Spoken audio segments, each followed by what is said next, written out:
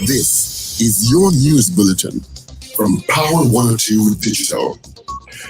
It is Monday, the 14th of October, 2024. Good morning, Trinidad and Tobago. This is news to 6 a.m. on News Power Digital. A Cunupia businessman was on Saturday night kidnapped by 5 men allegedly dressed as police officers. He has been identified as Suvish Mandanlal Ramnarayan, 33, of number 90 Southern Main Road in Cunupia. There is video footage circulating showing the suspects pulling up in front of a bar on the Southern Main Road in a black Tucson with blue flashing lights on the dashboard. They walked through the main entrance of the business place with guns draped over their shoulders. Less than 2 minutes later, Ramnarayan was seen being bundled into the Tucson, which quickly drove off. The men also took Ramnarayan's Prado. Ramnarayan is the owner of Costura, a business in Warrenville, which sells commercial restaurant and supermarket equipment. Approximately 22 minutes after the abduction, a close female relative of Ramnarayan received a call from him stating he had been kidnapped and a ransom was being demanded for his safe release. Up to yesterday, he remained in the hands of his captors. His Prado was found abandoned and Mount Jalok Cunupia. Acting ASP Naeem Gayan of Central Division said police have multiple leads into the kidnapping, but are still working on a motive. This follows the recent kidnapping and subsequent murder of another businessman, Sachel Kujbihari, whose body was found in a shallow grave in Londonville on last Thursday after a $500,000 ransom was paid. 2 police officers have since been charged with murder and misbehavior in public office in relation to that incident. The Chaguanas Chamber of Industry and Commerce described the recent spate of kidnappings in central Trinidad as deeply concerning. It says it has created a heightened sense of vulnerability among the local business community. The group adds many of the members are now fearful and prefer to remain and maintain a lower profile. President of the chamber, Baldath Maharaj, said the use of police uniforms and blue lights by criminals is particularly alarming. He said a meeting with the minister in the Ministry of National Security, Keith Scotland SC, and the business group had stressed the urgent need for actionable solutions. Meanwhile, the search continues for the businessman Suvish Ramnarayan.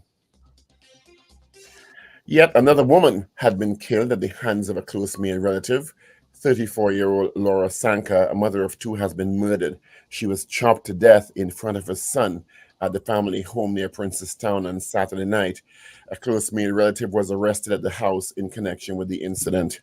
The killing happened during a dispute at the post office trace off St. Julian Trace near New Grant. Her son told officers that before he took a shower around 5:34 p.m., his mother got into an argument with the suspect. The teen, however, said when he was getting dressed in the bedroom, he heard his mother screaming. Upon checking on her, he discovered the suspect chopping her in the bathroom. The boy tried to stop the man with a stick before running out of the house with his 7-year-old brother and 2 younger teenage cousins to a neighbor's home for help. Police were contacted. When they responded around 6:30 p.m., the 16-year-old took them to the suspect, who was sitting in the lower portion of the house. The suspect was then taken into custody and the cutlass seized. The Trinidad and Tobago Police Service is investigating the murder. Like many of the other instances of domestic violence leading to the murder, there are reports of a history of violence. A special reserve police officer who was on suspension was killed in a drive-by shooting in San Juan on Saturday night. Jerome Blaisdell, 32, of Lacano Road, Lower Santa Cruz, was gunned down on the eastern side of the main road in front of the Chinese supermarket. Police said he was completed a security duties at the supermarket and had just entered a Nissan B15 driven by Felipe Cole, 25, when a white Toyota Aqua pulled up next to them and the occupants began firing in their direction. Video footage showed Blaisdell getting out of the car and running in a short distance before collapsing on the roadway. Both men suffered gunshot wounds and were rushed to the Eric Williams Medical Sciences Complex in Mount Hope. Blaisdell died at hospital around 11:12 p.m. Officers from the Northeastern Division recovered several spent shells at the scene. Police have determined no motive yet for the killing. The non-energy manufacturing sector is praised for growth over the past decades, particularly in the food and beverage exports. Between 2015 and 2023, food and beverage exports rose from $2.1 billion to $3.2 billion. Non-alcoholic beverage exports increased by $188 million during the same period. Trade and Industry Minister Paul Ragoobarsingh revealed this information while delivering the feature address at SM Jalil's 100th Anniversary and Long Service Awards at Achievers Banquet Hall in San Fernando.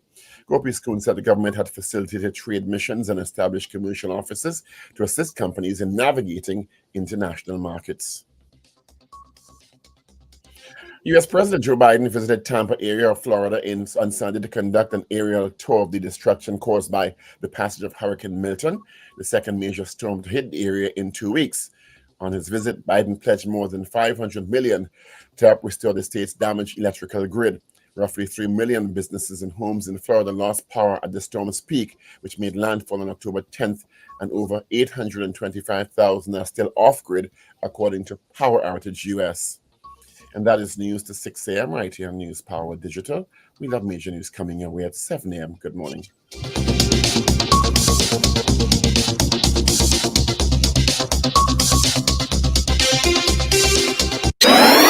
Up to date and credible. Power 102 Digital.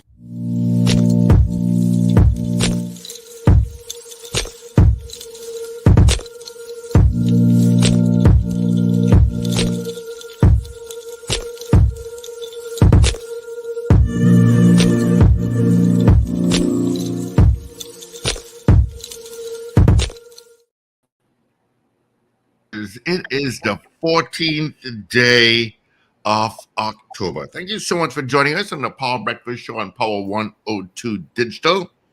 Yeah, it is 7 minutes after the hour at 6 o'clock, 26 degrees at Crown Point, Tobago, 27 at Piarco International Airport. And quickly, let's see where issues on the roads. No, the usual stuff.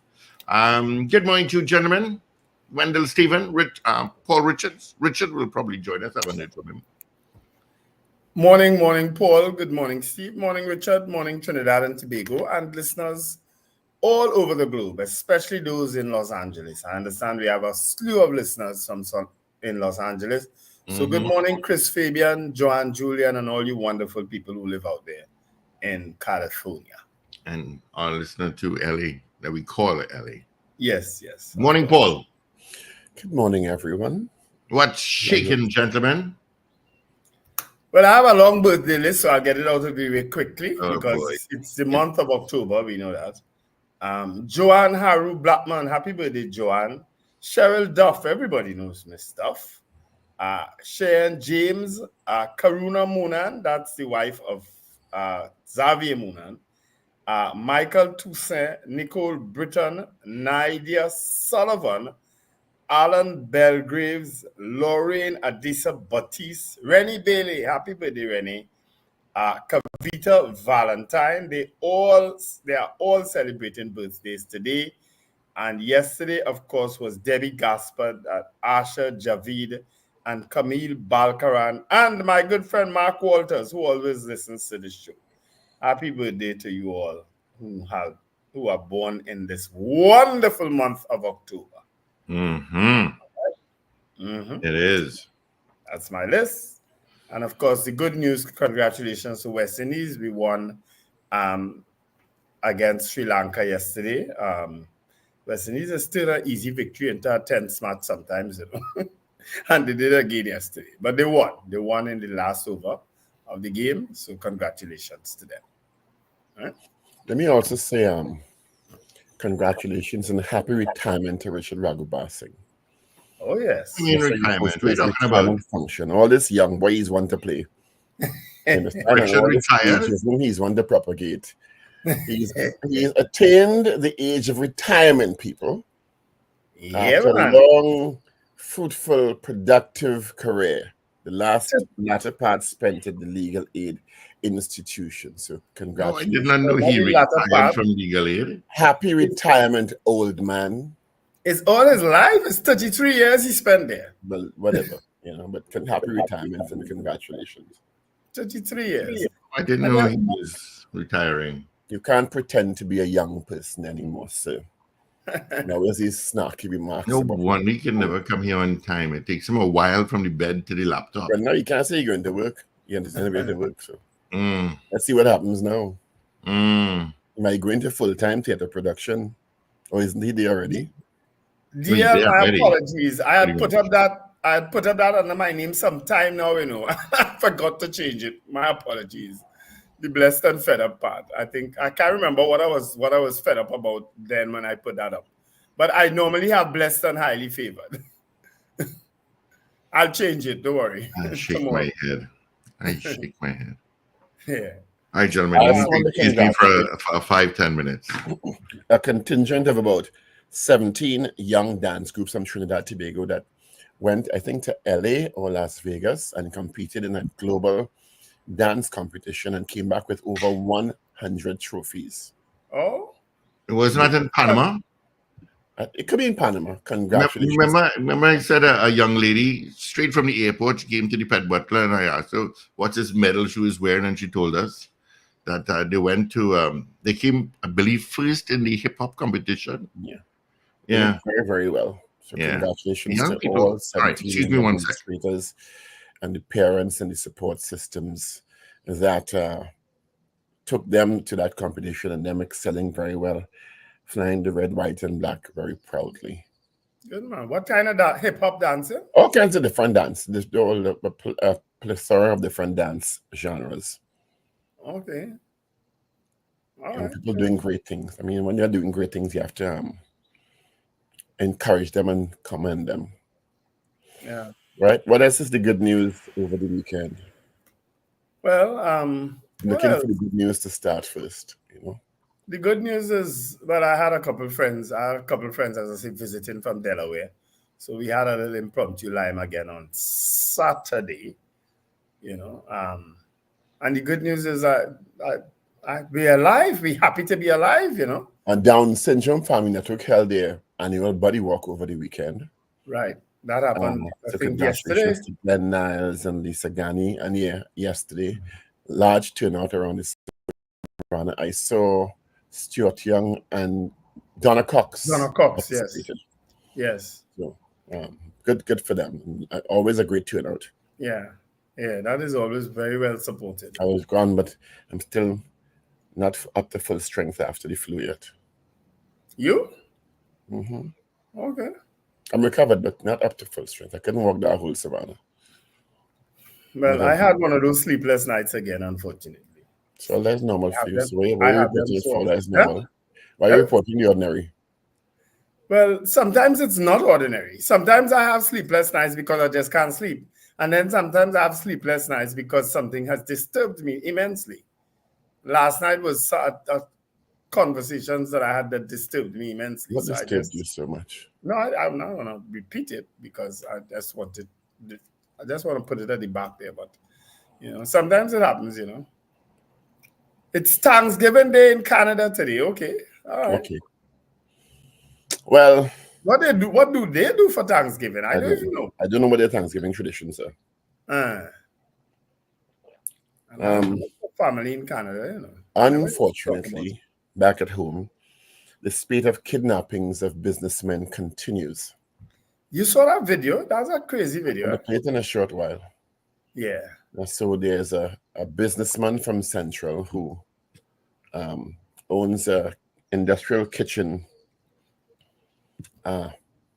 supplies place.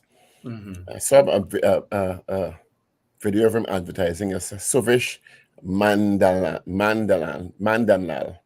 Mm-hmm. You know, he's 33 years old.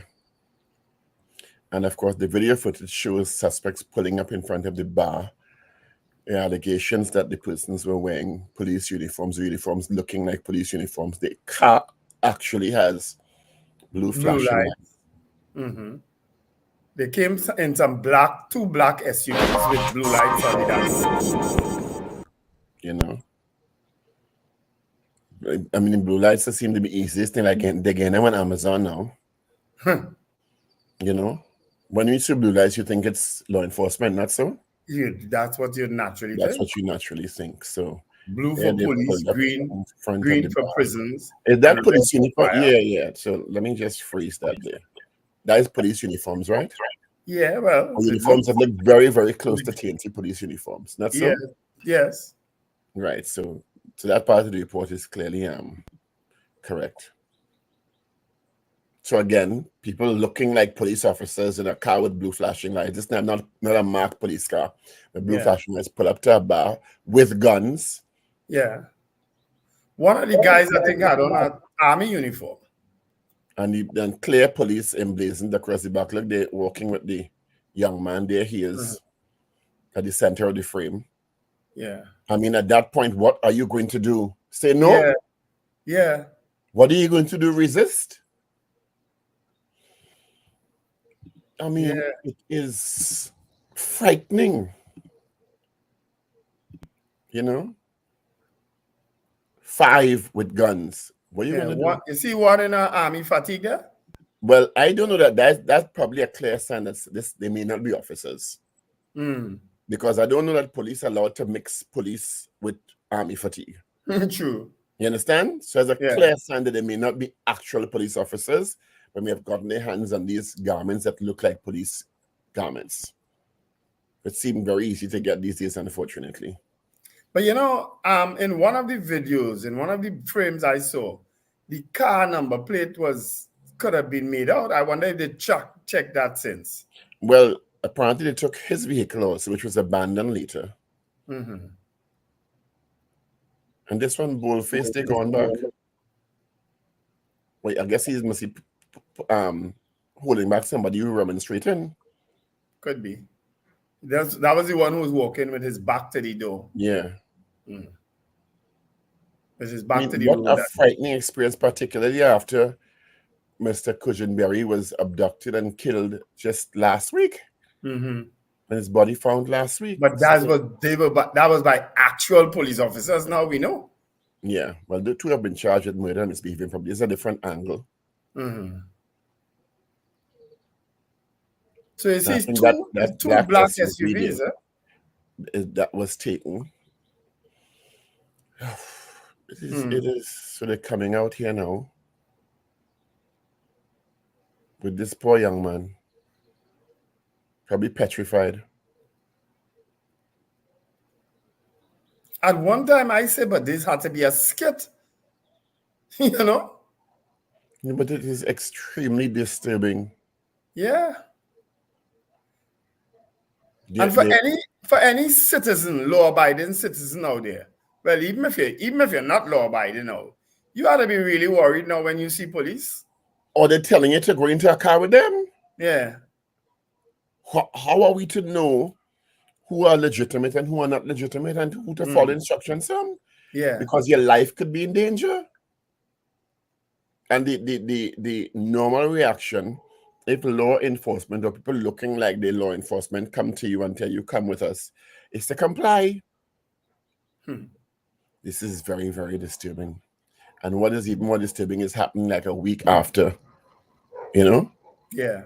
Somebody was kidnapped and a ransom paid and murdered. Now there's a can't you if you freeze those frames, you should be able to get those number plates. But I am sure police, if I have these videos, police have these videos, so they have to freeze them. One I think was PCJ 6763. Right? Oh.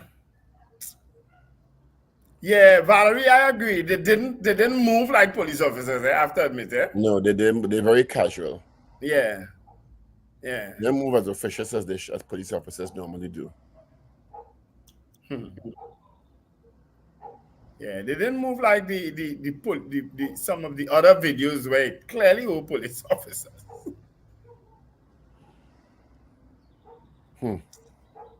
Yeah.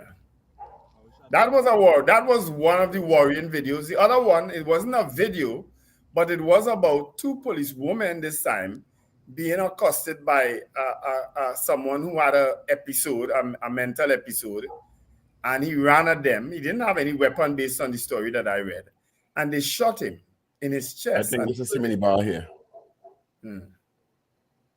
I don't know if you heard that story. Yes, I did. That was another disturbing episode involving police. So long having drinks in a bar. But he owns the bar, I think, huh? He owns the bar? Yeah, I think he's the owner of the bar. It's just so frightening. That is extremely, such a frightening thing. Shiguana's business chamber has come out and said that the businessmen are extremely worried now, as they should be. Yeah, they should be. As a matter of fact, if I were a businessman anywhere in the country, I'd be worried. Yes. Because this is not going to stay limited to Shiguanas, unfortunately. Well, it shouldn't be anyway, but Yeah. Because these miscreants and criminals don't have no order or limits. Yep. It seems. I mean, and this is not the first time we've had an incident like this.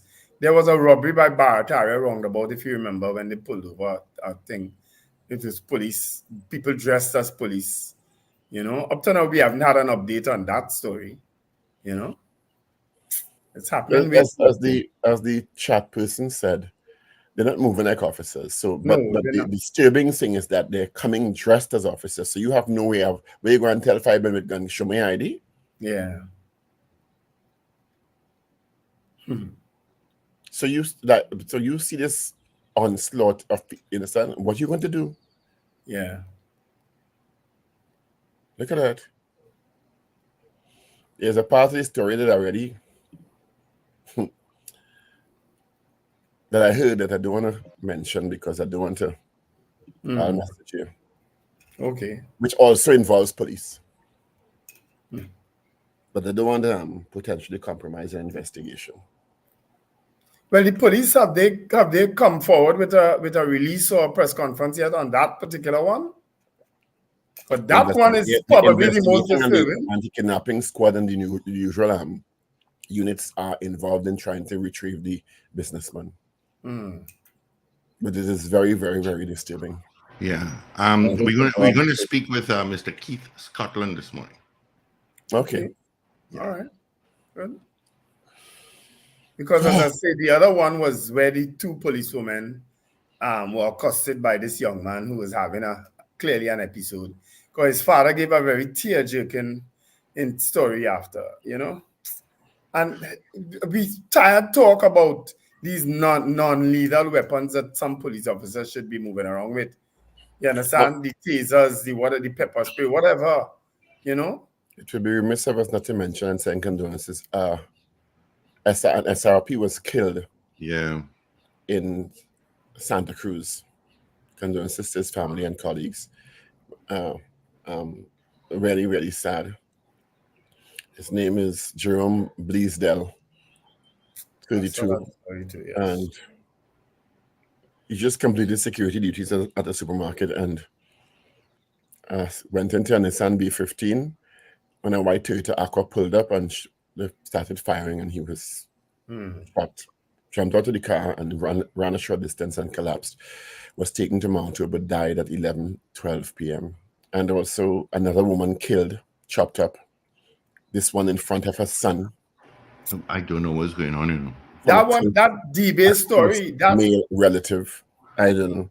Yeah, that is a crazy story. I know I'm not supposed to say that they should take the cell first. I'm not, so I can't say that. Well, hopefully No, but he sat down and waited because the police came and he was downstairs the house waiting. Oh, that's another story, because the story I'm talking about is one where this man accosted this woman. He had a relationship with this woman, a strained relationship. And he dragged her out of home and said he's going to kill her and kill her son. And he stabbed her up. That's what happened by DB. He was trying to take her to that abandoned hotel. And that was Friday night. Ambassador Hotel. And thankfully, and this is why I said the other day, people are when you see these things, try to intervene. Assess the situation. And if not for a couple who were driving by, who stopped and say, girl, run. And she ran into their vehicle, bleeding, and they took her to the hospital. The man eventually went back home by her, kidnapped her son, and took him into the forest. Had him there for about 12 hours before the little boy escaped.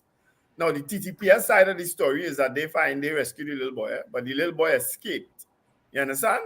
Yeah, and went to his grandparents' home, right? So that was a crazy story. And anybody know that DB Bellevue area there? It's a dark area when you're going along that bend as you leave Long Circular by the American ambassador's home there. As you go around that bend there, it's pretty dark. But it so happens that at 2 o'clock in the morning, 2 other people were passing and saved that young lady. You understand? The other controversy that erupted over the weekend.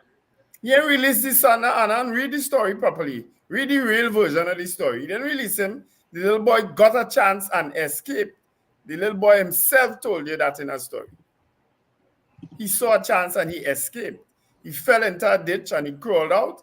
And then he eventually said he heard dogs barking and he realized he was close to his grandparents' home, and that's where he went. He wasn't released and neither was he rescued. He escaped. The other controversy that erupted on the weekend was, of course, a hot mic situation in Parliament, I do believe from Friday, or maybe Saturday. After there was either suspension or adjournment. And in a voice that seemed very, very similar to that of Minister Stuart Young, I was heard saying some quite unsavory things, including what some consider a homophobic slur. You know? I want to say a couple things on this, right? Because I too thought it was inappropriate, but I know it was done sotto voce. Is that the term? Where it wasn't done whilst Parliament was going on. It was just that his mic was on. As a matter of fact, Minister Imbert could also be heard telling him, "Boy, the mic on." You understand? But you know, for someone who was, would it have been okay if the mic was off? No, I'm not. Hold on. Don't run away with my story just yet. I'm saying his comments could be considered inappropriate. I established that. But I'm saying it wasn't done because I have heard so many inappropriate comments in that Parliament whilst people are in the Parliament, including against the same Stuart Young. They call him all kind of names. They allege all kind of things against him. And I don't know that because you know why I get so hot and bothered by this story? Because the story came out that they're calling for his resignation and he can't be the PM.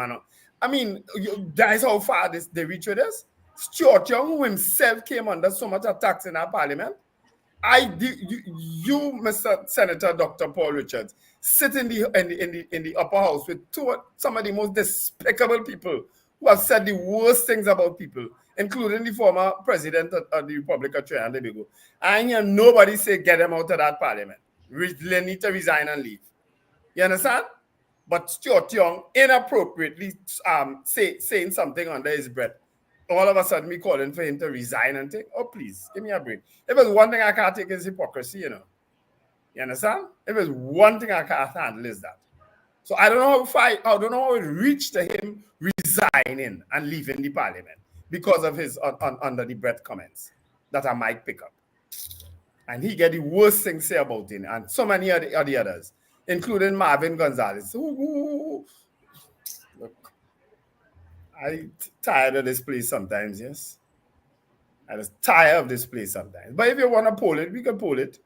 Because people seem to think he should resign. Well, if he's on the other side we saying let him resign. Well, I didn't hear the UNC talk nothing yet, surprisingly, because they have had the worst things, as I say, to say about people. You understand? In the Parliament. So I've heard it from them, thankfully.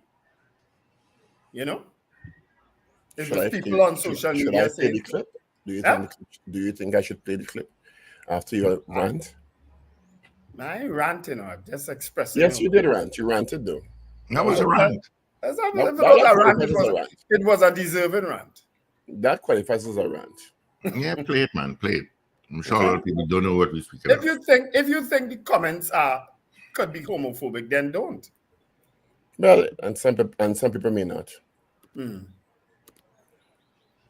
All right. Let's hear it. I'm sending the news to Albert, who is sending me some choice words here. Oh, I heard her. Who's that? Why she's so aggressive. Maybe. Let me say good happy birthday going out to Michael. Is it Michael? Out in London, celebrating his birthday today. So happy birthday to you, Michael. Captain Ron locked on in we Orlando. apologize. So Wendell had his rant. All right. And he Yeah, said, let's see. I have no don't- idea I what don't, you're I don't know if Wendell's suggesting that because inappropriate things were said about Minister Young and others, and they have, you're absolutely right. The most horrible things are said, that it justifies that this should be said, or that it was sotto voce, as you say. No, I'm not justifying what Minister Stuart Young did. That's not what I'm attempting to do. Okay. I'm just saying sure.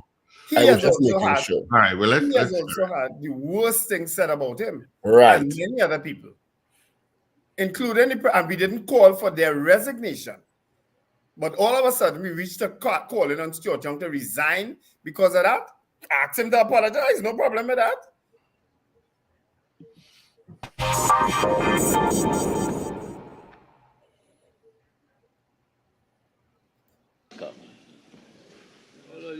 You go run girls now for all in the back room. You can't use the PTSD buses anymore, though, but you go bring the girls for all, including camera. You're gonna use the bathroom? Yeah, Shmin and Zami. Hey, what with you, boy? What wrong with you, boy? Don't call my name. What wrong with you? Hey, boy, cool at the mic on. cool at the mic on.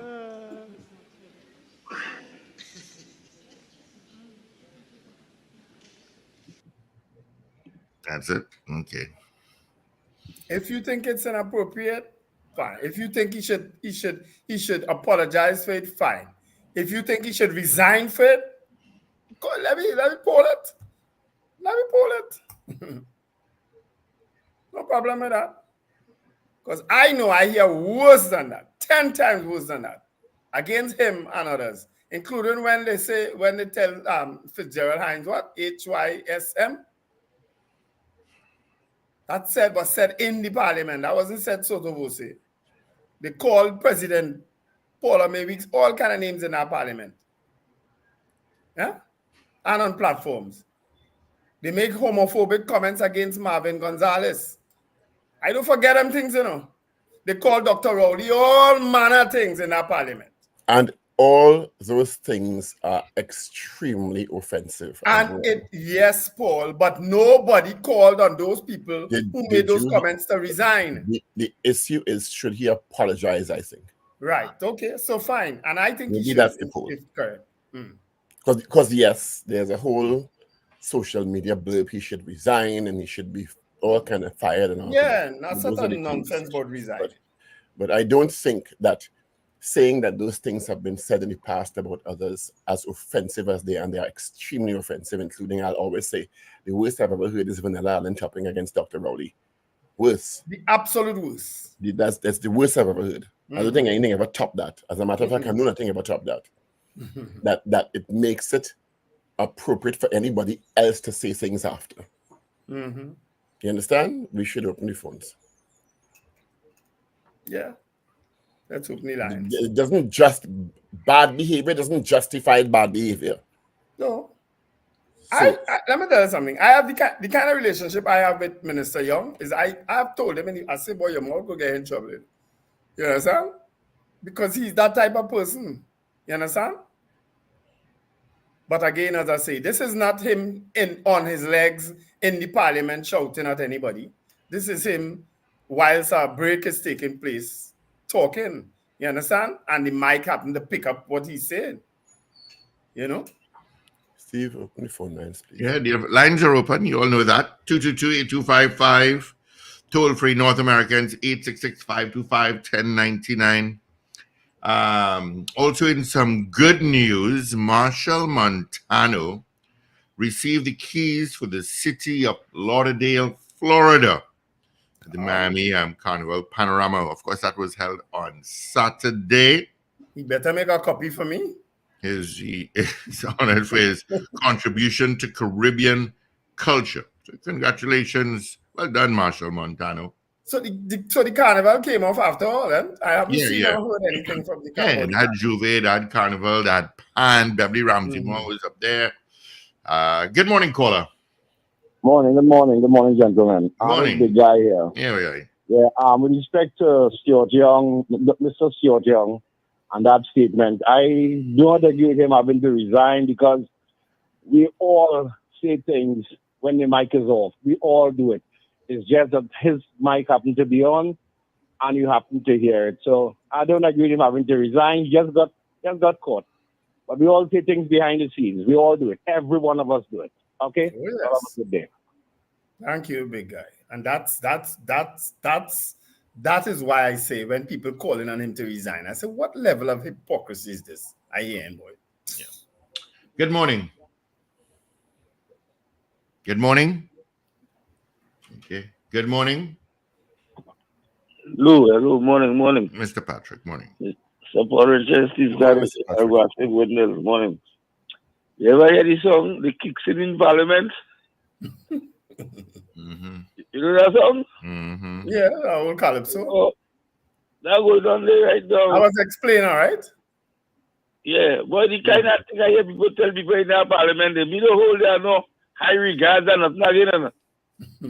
And nobody never get no disciplinary measure because they say all was under what? Parliamentary privilege. You understand? But in the end of the day, I want to thank Marshal Montano for assisting in the food and the different things in Florida. Boy. I watched that on the TV, ABC News. It looked well, man. I like that. Yes, sir. Marshal Montano and them, they had a group distributing food stuff and different in Florida. Yeah. Look at it. You will see there. Yeah, man. I want to thank him for. All right. Because, What is this video you sent to me here, boy? all right. So let's see that ABC News, man. Florida. All right. I'll check it out. Thanks, Mr. Patrick. Good morning, caller. Yes, good morning. Morning. Good morning. Wendell, Sir? I totally agree with you. Now, I'll tell you something, and I will look at it this way. If a man is working, if somebody is working in an establishment, and one person keeps $500, and one person keeps $50,000, are the both of them thieves? Are the both of them thieves? One thief 500 and one thief 50,000. Now, you see, the issue here is exactly what you're saying. Now, in some instances, when people say things, it's not that the complaint is to justify to justify a reason to do it.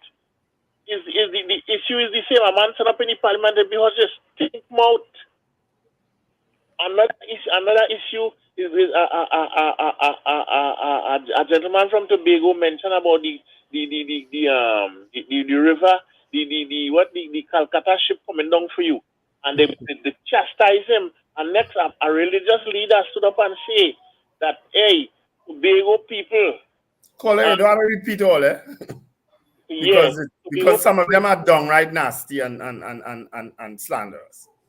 Yes, what he said about Tobago people, and in the court they say it is freedom of speech, and the gentleman, Mr. Sandy, was chastised for what he said. So this is a serious issue. It's not a matter when you say that, when you refute it, it doesn't. It's trying to justify that you should say that. What happened to some of these things? It is good on notice, and some again they make big issue with this one. That is a problem. The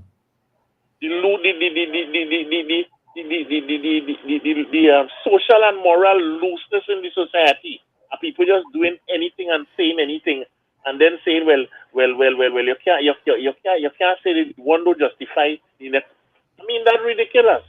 I don't agree with that at all. Wendell, I agree with you totally. Thank you. Yeah, thank you, sir. Good morning. Good morning. Going once. Good morning. Going twice. Good morning. Next. Good morning, caller. Good morning, guys. Good morning. Good morning. Yeah, beautiful Monday to you all. The sun is shining. We are live today.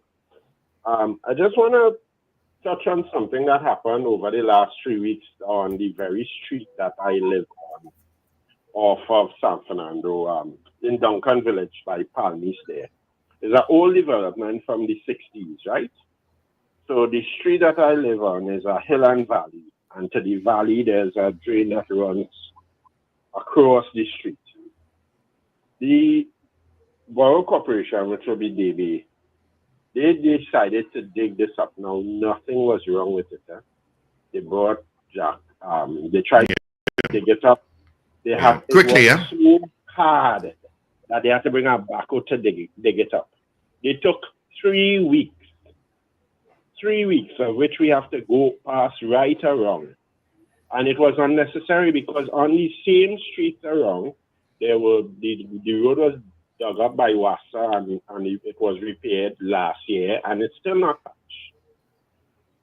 Yeah, because they dig up something that didn't need digging up, they fixed it. One day they came with a truck, drop off bricks, and that was the day work. The following day they came with some gravel, drop off the gravel, that was the day. That happens everywhere. You're describing public service. You're describing some public servants. Everywhere. Yeah, Not the ones by legal aid, though. Good morning to Ms. Ragoobarsingh, Ms. Sintra Maharaj. I met We have lots of calls. All listen to the breakfast show. Good morning. Good morning, gentlemen. Good morning. Morning, Ms. Dr. Sampson. Paul, I have a question. Could you add on a room in your house or make a studio to collect rent to pay your property tax and insurance and probably maintenance, or will it push your building into another residence category? Yeah. Well, I'm not sure, but if you add a room, it would increase your property tax somewhat because it's based on a rental value. What you should do is call who it is, BIR or Ministry of Finance, and get an assessment done or ask them for advice on that. Ms. Sampson, the first thing is if you're adding on a room, you're supposed to get the permission of the town country planning and the municipal corporation in the area. Wendell. Yes. That's only really for poor people. No, but I just saying, I'm telling you what's the correct thing to do. I understand what you're saying. Yeah. Other people don't do that. You know that. Yeah, right. That is what I was going to say. Yeah. I asked you a question for a friend because she lives alone and she wondered if she could add on the room, so that will come from maintenance, property tax, and insurance, which is high. When you're all bringing somebody to talk about insurance and my foundation are not getting any claim. Them insurance people afraid to be exposed. They scam afraid to be exposed.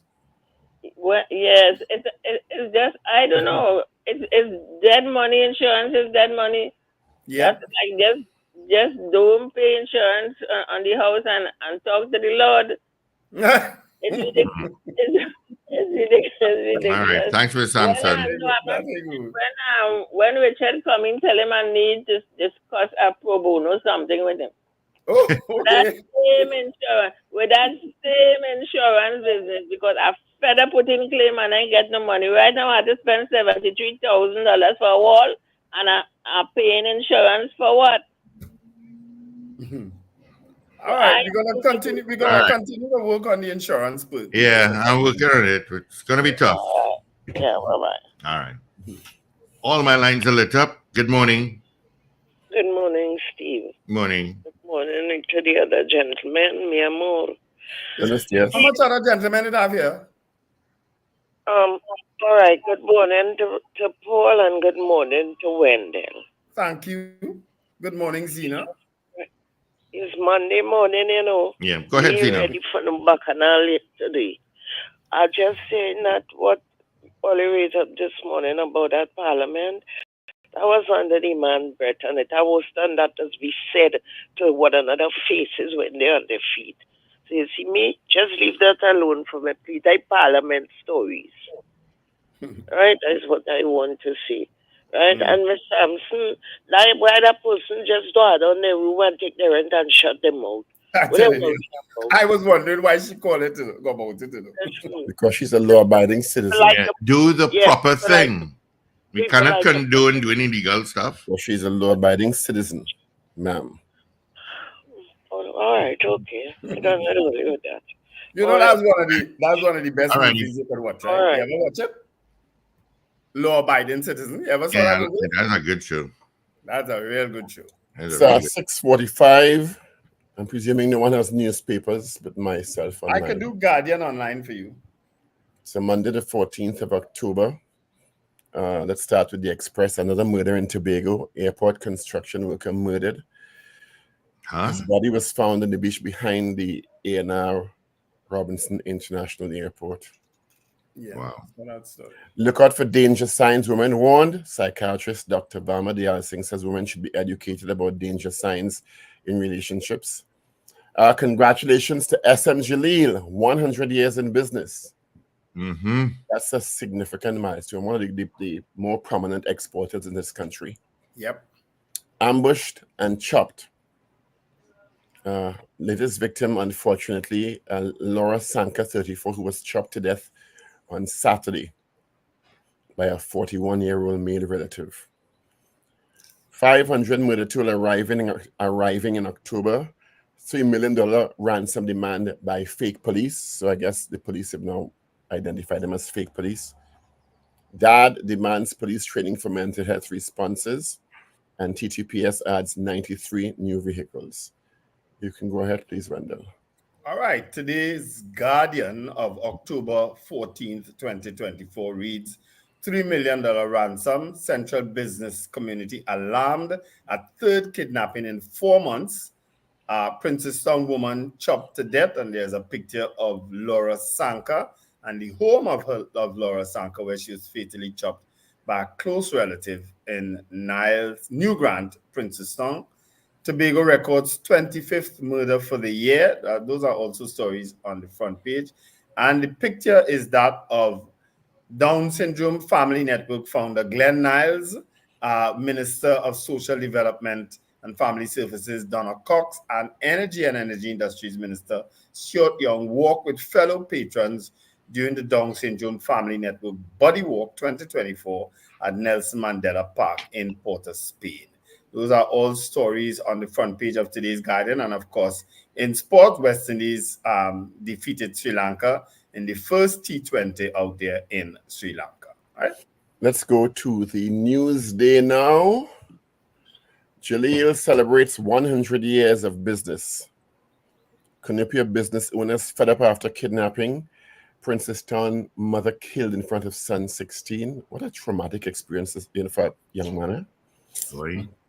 Oh. Heinz let youth learn about disaster readiness. Prime Minister tours Dragon survey ship. Imber, government spending close to $1 billion on pharmaceuticals each year. Men dressed as cops kidnap Canopia businessman. President Kangaloo, cancer made me stronger. And Guy Griffith, Heinz should take responsibility for rise in false overtime claims. And police kill mentally ill man in Princestown. So those are trending stories in your Guardian, Express, and Newsday for today, Monday, the 14th of October, 2024. All right, let's get the results of our morning poll where we asked you on Friday. The question was, do you think Prime Minister Dr. Keith Rowley will soon exit the parliament and retire from active politics? That was our poll on Friday. You voted 55%. 55 said no. Mm-hmm. Right? Wow. All right. So let's get into this morning's poll. And there it is on the screen. All right. Should Is Minister that Stuart... Sorry? Is that appropriate phrasing? Should Minister Stuart apologize for his comments caught by a hot mic? Well, the hot mic means off the record naturally. Yeah. So you don't have to put off the record. You can just put being explicit. A hot mic in Parliament. Yeah. Because that's where it happened. In Parliament. And caught by a hot mic at the Red House, in the Parliament, where they sit down and do the government's business.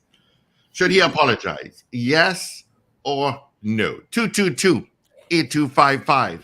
Toll free. North Americans 866-525-1099 on Facebook, on YouTube, and on WhatsApp at 318-782-4304.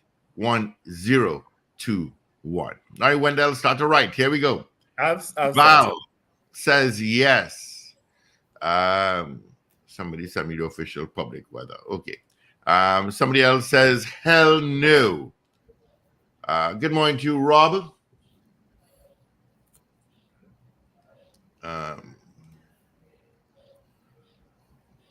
When Americans you is put encrypted. absolutely, you have to put Strong either says yes or yes. no. Eh? Strong says yes. Let's see. Should Minister Stuart Young apologize for his comments caught by a hot mic in Parliament? Yes or no? All right. Let's get those calls going. Let's get those messages going.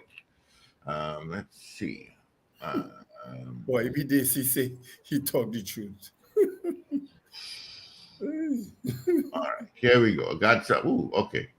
Am I doing from NASA? I am. NASA Mohammed says yes. Andrew Reno says no. John Cato says yes. Keith Bissessa says yes.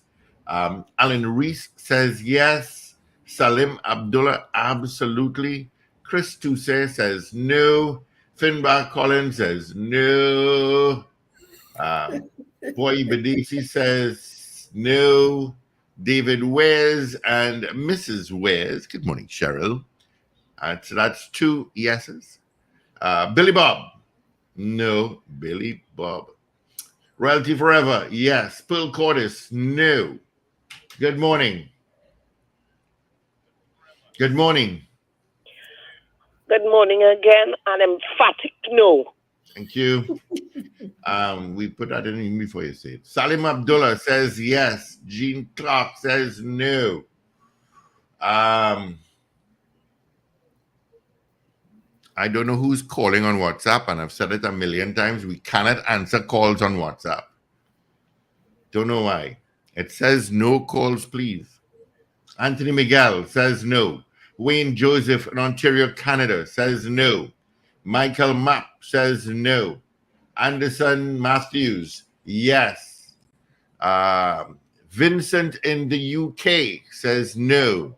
Kathy Ann says no. Eve out in Sugarguana says yes. Captain Ron, big no. Let's see, who is this? DJ Ray says no. Who is this? Lenny James, we do not answer WhatsApp calls. I did Captain Ron. Let's see, who is this here? Yeah, DJ Ray says no. Trini Jam says hell no. Somebody already got another hell no. Anne Marie says yes. What says you, caller? No. Okay. Good morning. Good morning. Good morning, gentlemen. Sammy Grandy, yes. All righty. Thank you, Grandy. Have a good day. Let's see. CJ out in New York. Morning, CJ. Says no. Marcus Valentine, no. Ray Garcia, no. Rena Booty Jennings, no. Wayne Wolfie, no. Yes. And Noel, a big no. Mrs. R, no. Should Minister Stuart Young apologize for his comments caught by a hot mic in Parliament? Yes or no? Good morning, caller. Hi, good morning, Steve. This is Trini Jam. Hey, Trini Jam, morning. You said I said hell no, but I said hell yes. Trini Jam, I didn't see you. I just heard you. See, I said no.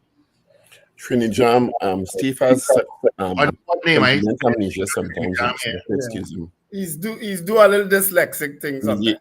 He's having amnesia. I have no Trini Jam on my feed. No, I didn't hear you say Trini Jam actually. Sorry?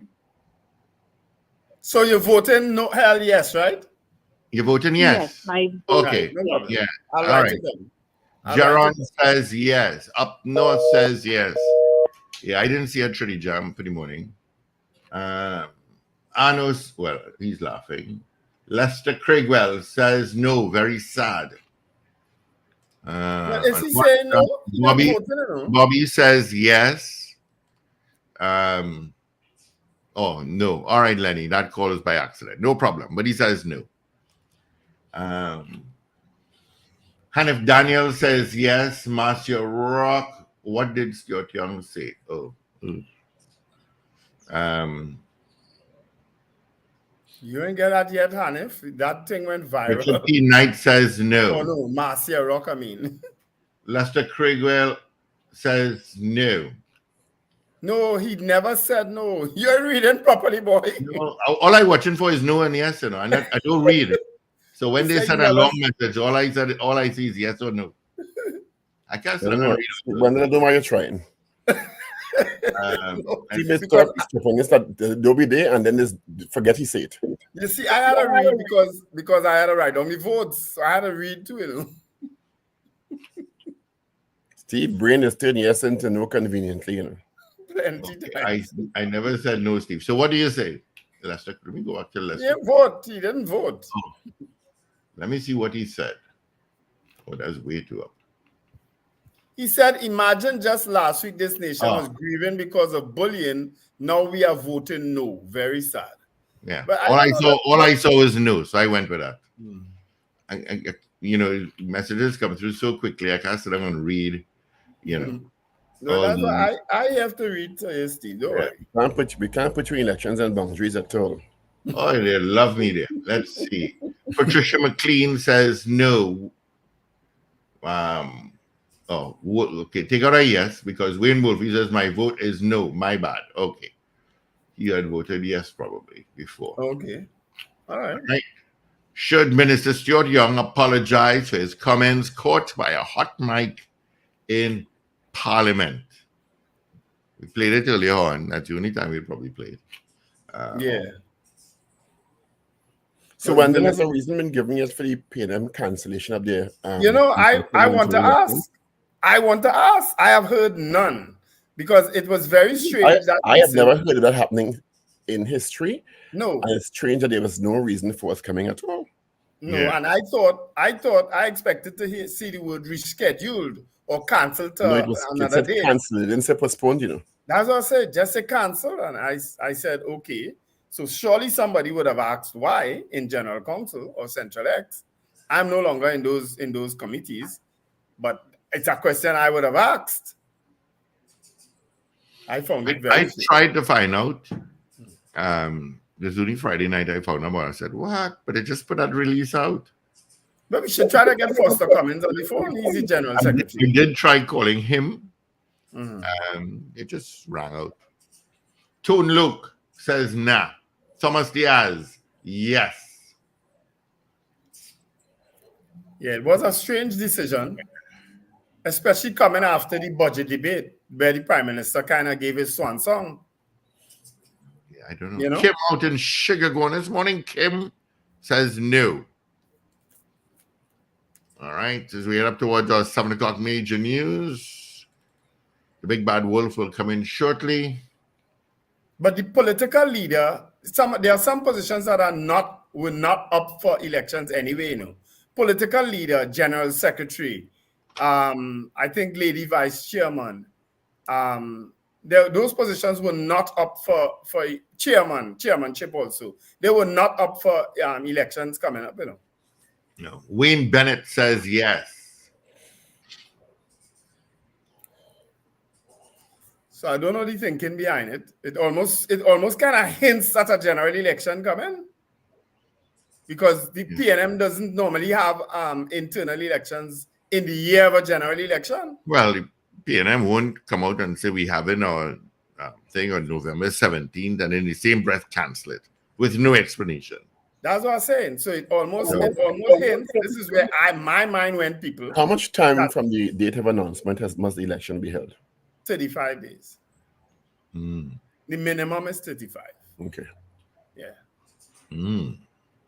Maybe might announce between nomination day and the actual election day.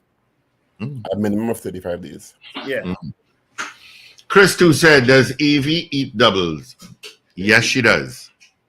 I've bounced up a few places already. Does Davy breathe air? I'm just saying. All right. Does Steve can breathe air? I've never heard Paul talking about doubles too much. I don't know if he eats that. All right, let's get into our 7 o'clock major news, shall we? CPT, right. I'll answer when we come back. All right, let's get into our 7 o'clock major news. Avi is in. This is your news bulletin from Power 102 Digital. Another kidnapping for ransom of a car dealer. A mother is chopped to death in front of her son. Shoguana's Chamber of Industry and Commerce describes as deeply concerning the recent spate of kidnappings. The ship Donna Jose II will soon depart our shores to conduct surveys on the Dragon gas field. And U.S. President Joe Biden pledges $500 million to restore power to reeling Floridians. Details in a moment.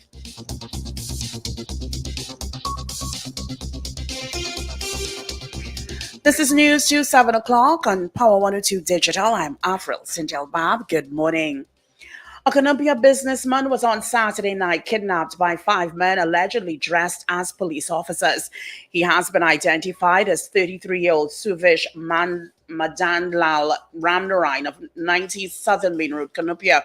Video footage showed the suspects pulling up in front of Rob's Bar, located at the corner of Southern Main Road and Marshall Trace, in a black Tucson with blue flashing lights on the dashboard. They walked through the main entrance of the business place with guns draped over their shoulders. Less than 2 minutes later, Ramnarayan was seen being bundled into the Tucson, which quickly drove off. The men also took Ramnarayan's Prado PCX 3087. Ramnarayan is the owner of Costura, a business in Warrenville which sells commercial restaurant and supermarket equipment.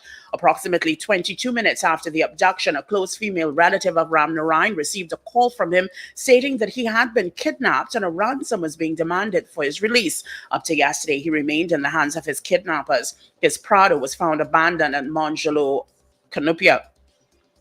Acting ASP Naim Gayan of Central Division said the police have multiple leads into the kidnapping but are still working on a motive. This follows the recent kidnapping and subsequent murder of another used car dealer, Sachal Kunjbihari. According to police reports, as of October 1st, there have been at least 8 registered reports of the offense of kidnapping for ransom this year. There were also at least 60 reports of kidnappings or abductions where people were removed from one location by a criminal element and taken to another location against their will. Yet another woman has been killed at the hands of a close male relative.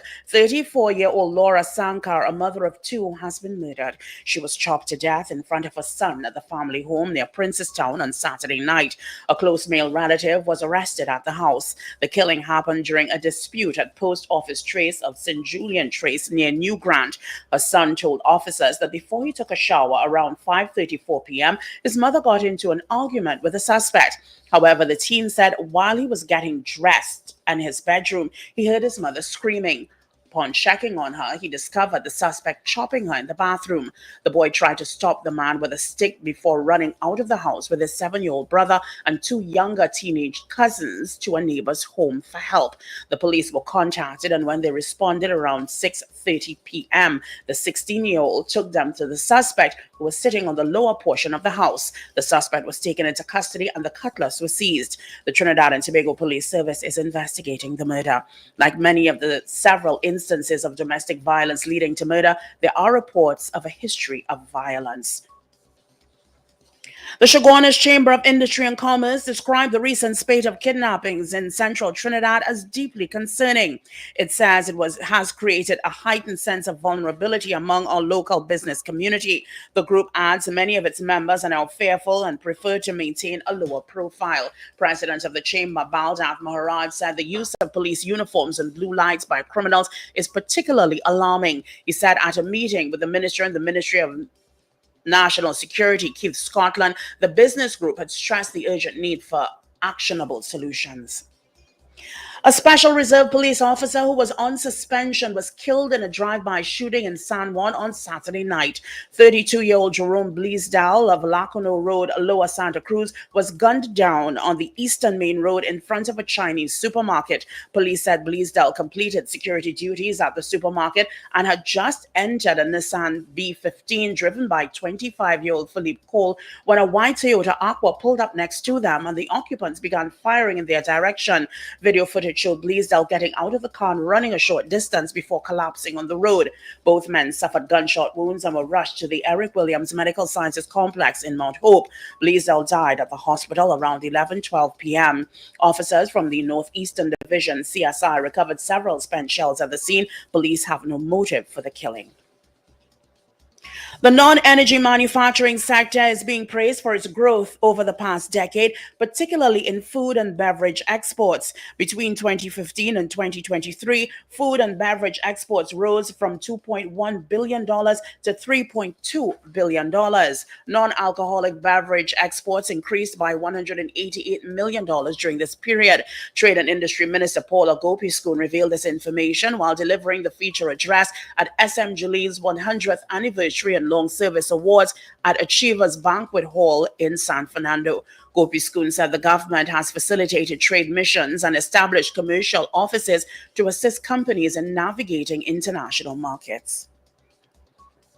The ship Donna Rose II will soon depart our shores to conduct surveys and collect technical data on the Dragon gas field. This is according to a post by the Office of the Prime Minister on Facebook. Recently, Prime Minister Dr. Keith Rowley visited the ship, which was acquired to help plan the exploitation of the Dragon gas field.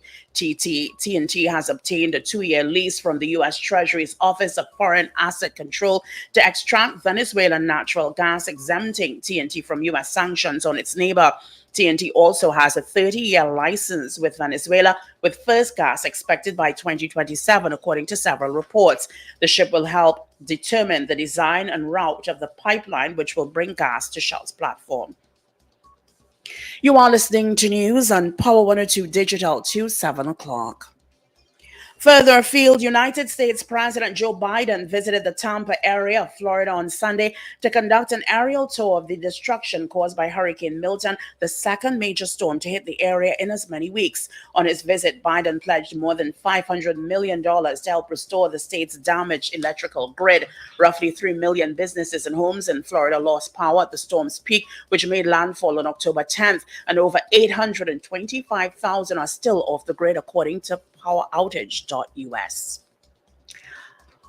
Finally, here's weather news for the period today till midnight. Trinidad and Tobago and the northern Leeward Islands, generally sunny conditions despite a few isolated showers. There's a low chance of the isolated heavy shower or thunderstorm during the afternoon. Mostly fair night despite few isolated showery spells. Gusty winds and street or flash flooding can occur in the event of heavy downpours. Long period northerly swells may cause agitation of sea conditions. All marine interests are being advised to exercise caution. Look out for a forecast maximum temperature of 34 degrees Celsius, both at Piarco International Airport and Crown Point in Tobago. Currently, the temperature at Piarco is 29 degrees Celsius. It is 27 degrees Celsius at Crown Point. Recapping your headlines to 7 o'clock. Another kidnapping for ransom of a car dealer. Chaguanas Chamber of Industry and Commerce describes as deeply concerning the recent spate of kidnappings.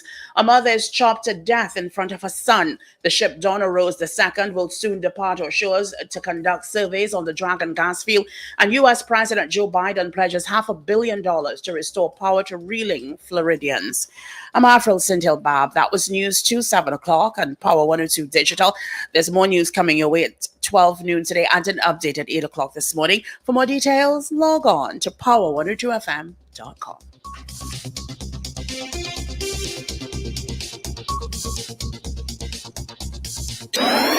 Up to date and credible. Power 102 Digital. All right. Thank you so much, Avril, for our major news. Of course, she'll join us again come 8 o'clock for our news brief. And then alongside Sir Charles at Major News at noon. All right. Let's just see if we have any issues traffic-wise. not seeing any issues, but there is traffic wherever you think. San Fernando, you're lighter than usual. All right. Let's see if we have any more votes on our morning poll, where we asked you, should Minister Stuart Young apologize for his comments caught by a hot mic in Parliament? All right. Let's see. Michael Gradison says no.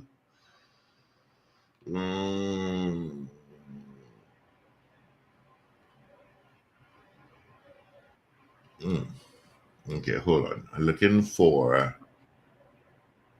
Okay, we did that. We did that. There's only one person. One voted against him. That's Michael. Right. And then we have on WhatsApp, we have DJ Ray. All right, we got your vote already, DJ Ray. Thank you. All right, so let's get the results of our morning poll. All right, our poll question this morning was, should Minister Stuart Young apologize for his comments caught by a hot mic in Parliament? We had lots of votes this morning. We had 49 votes. 17 said yes, 32 said no. 17 people said yes, 32 of our pollsters said no. All right? So that's our poll. I'm sure it will change by tomorrow morning when the online brigade come on. You know, they have an online brigade, they vote over and over and over and over and over again. Who operates the mics? I don't know if they are independently operated. Like, if Paul would know, is it that you switch on the mic and you have to talk? Switch on and off your mic for yourself, but the tech people also switch on and off the mics. Clearly, it was some sort of adjournment or suspension of the sitting, and he didn't know. What's interesting to me is that clearly, Minister Imber was trying to warn him that maybe what he was saying could get him into trouble. Yes. Am I wrong? No, you're not wrong. Okay, all right. You're not wrong. You're not wrong at all. Hector made a comment that I agree with. Who is a close male relative? It is either husband, boyfriend, male companion, or man. I always wonder, why do they use it? And I keep getting annoyed when I see that. Why do they use that term? It seeks, I don't know why the media lashes onto some terms, almost as if they want to minimize it. Sanitize the person, or sanitize it. A close male relative is a husband, a boyfriend, a common law, a man. Whatever, you understand? Yeah. Who turn violent or who has been violent and escalate. Yeah. And kill them. You're absolutely right. I keep seeing this phrase about a close male relative, a close male relative. Maybe it's a police term. I don't know. Yeah, because unless the police in their initial investigations can confirm it's a common husband, they'll put a close male relative. I know those TV shows. But 99.9999999% of the time. Oh, you forgot a 9. Is an intimate partner, including a husband, their man, their boyfriend, or whatever. Yeah. All right, gentlemen. Let's welcome Minister Keith Scotland to the show. Good morning to you, Minister. How are you? I'm doing fantastic, gentlemen. Good morning, Trinidad and Tobago. Good morning, Senior. Good morning, Senior Counsel. My MPSC Minister. That's how I address it. Good morning. Is Minister of National Security. Good morning, Mr. Stevens. Good morning, Senator Richards. Good morning, Minister. Is Minister Scotland? It's not Minister any ministry, right? Gentlemen.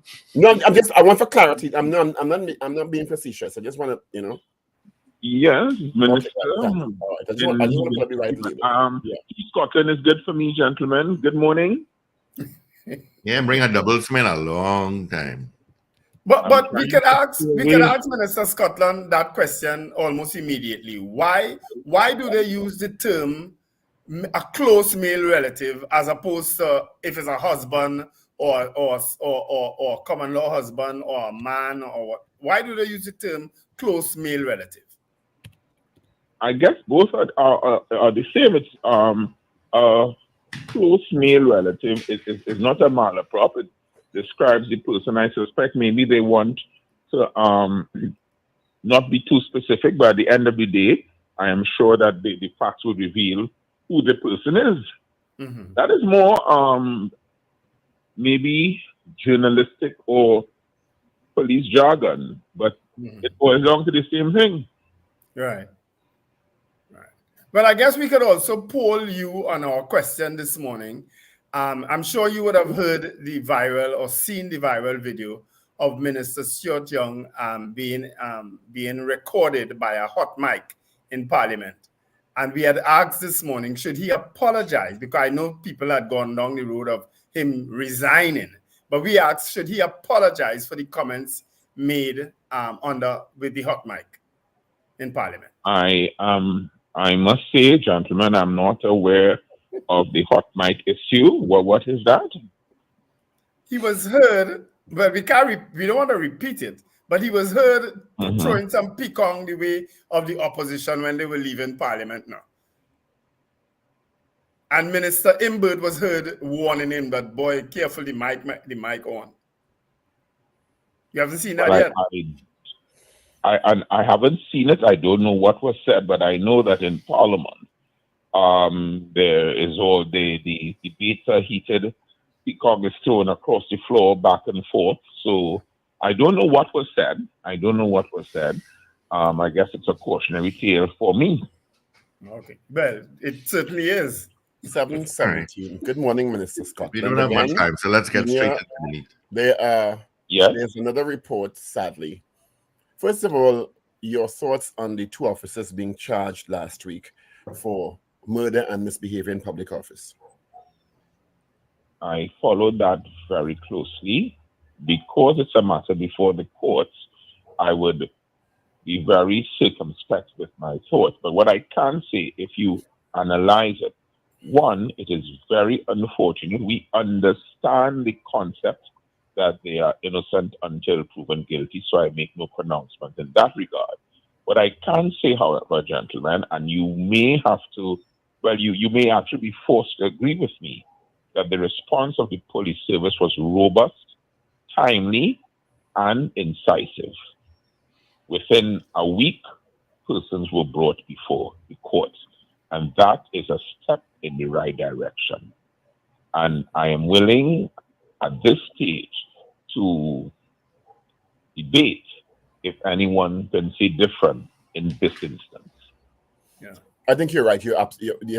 I can't contend that. I think because of the issues related to police public trust and confidence, the expedited nature of that investigation and the subsequent proffering of charges upon the advice of the DPP was commendable, because that is what is needed in terms of the public seeing a weeding out of corrupt elements in the police service in an efficient and expeditious and transparent manner. So yes.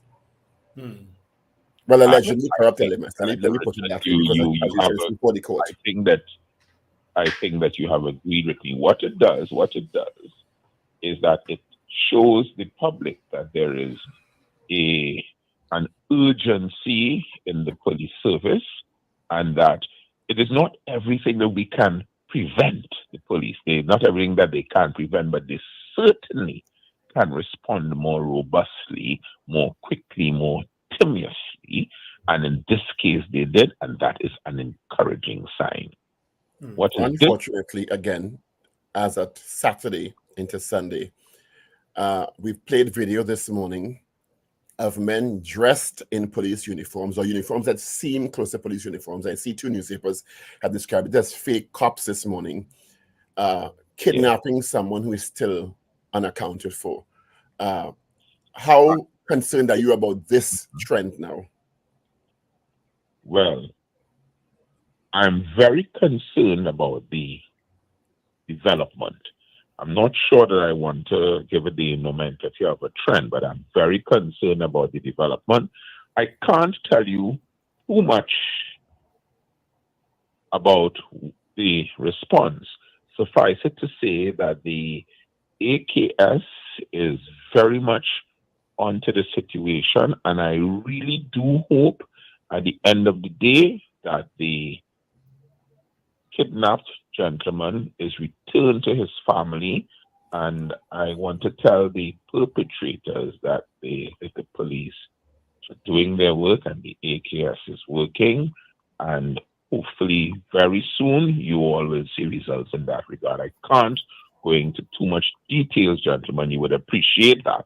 But I assure you that they are working night and day up to very close to midnight last night. We were in contact with the police with respect to this matter, and they're working on it. Well, Minister, shouldn't we also, as a consequence, and we are happy to hear that the AKS, they're working diligently to bring about positive results. But shouldn't we also hear from the TTPS concerning this alarming development in terms of alerting citizens? What are the signs we need to look for? Because surely 6 men dressed in what appears to be police garb coming at you in a car that has blue lights on its dashboard. How should citizens respond to that? Shouldn't the TTPS at least tell us? Well, that was, and let me say this, it's a case-by-case basis. I will not be one to tell the police how they should do their work. I suspect that they may very well have a sensitization exercise. I am not sure about it. I am not sure that is one that could have been planned for, so to speak. There maybe it is now the time where people may have to keep their doors closed in situations like that.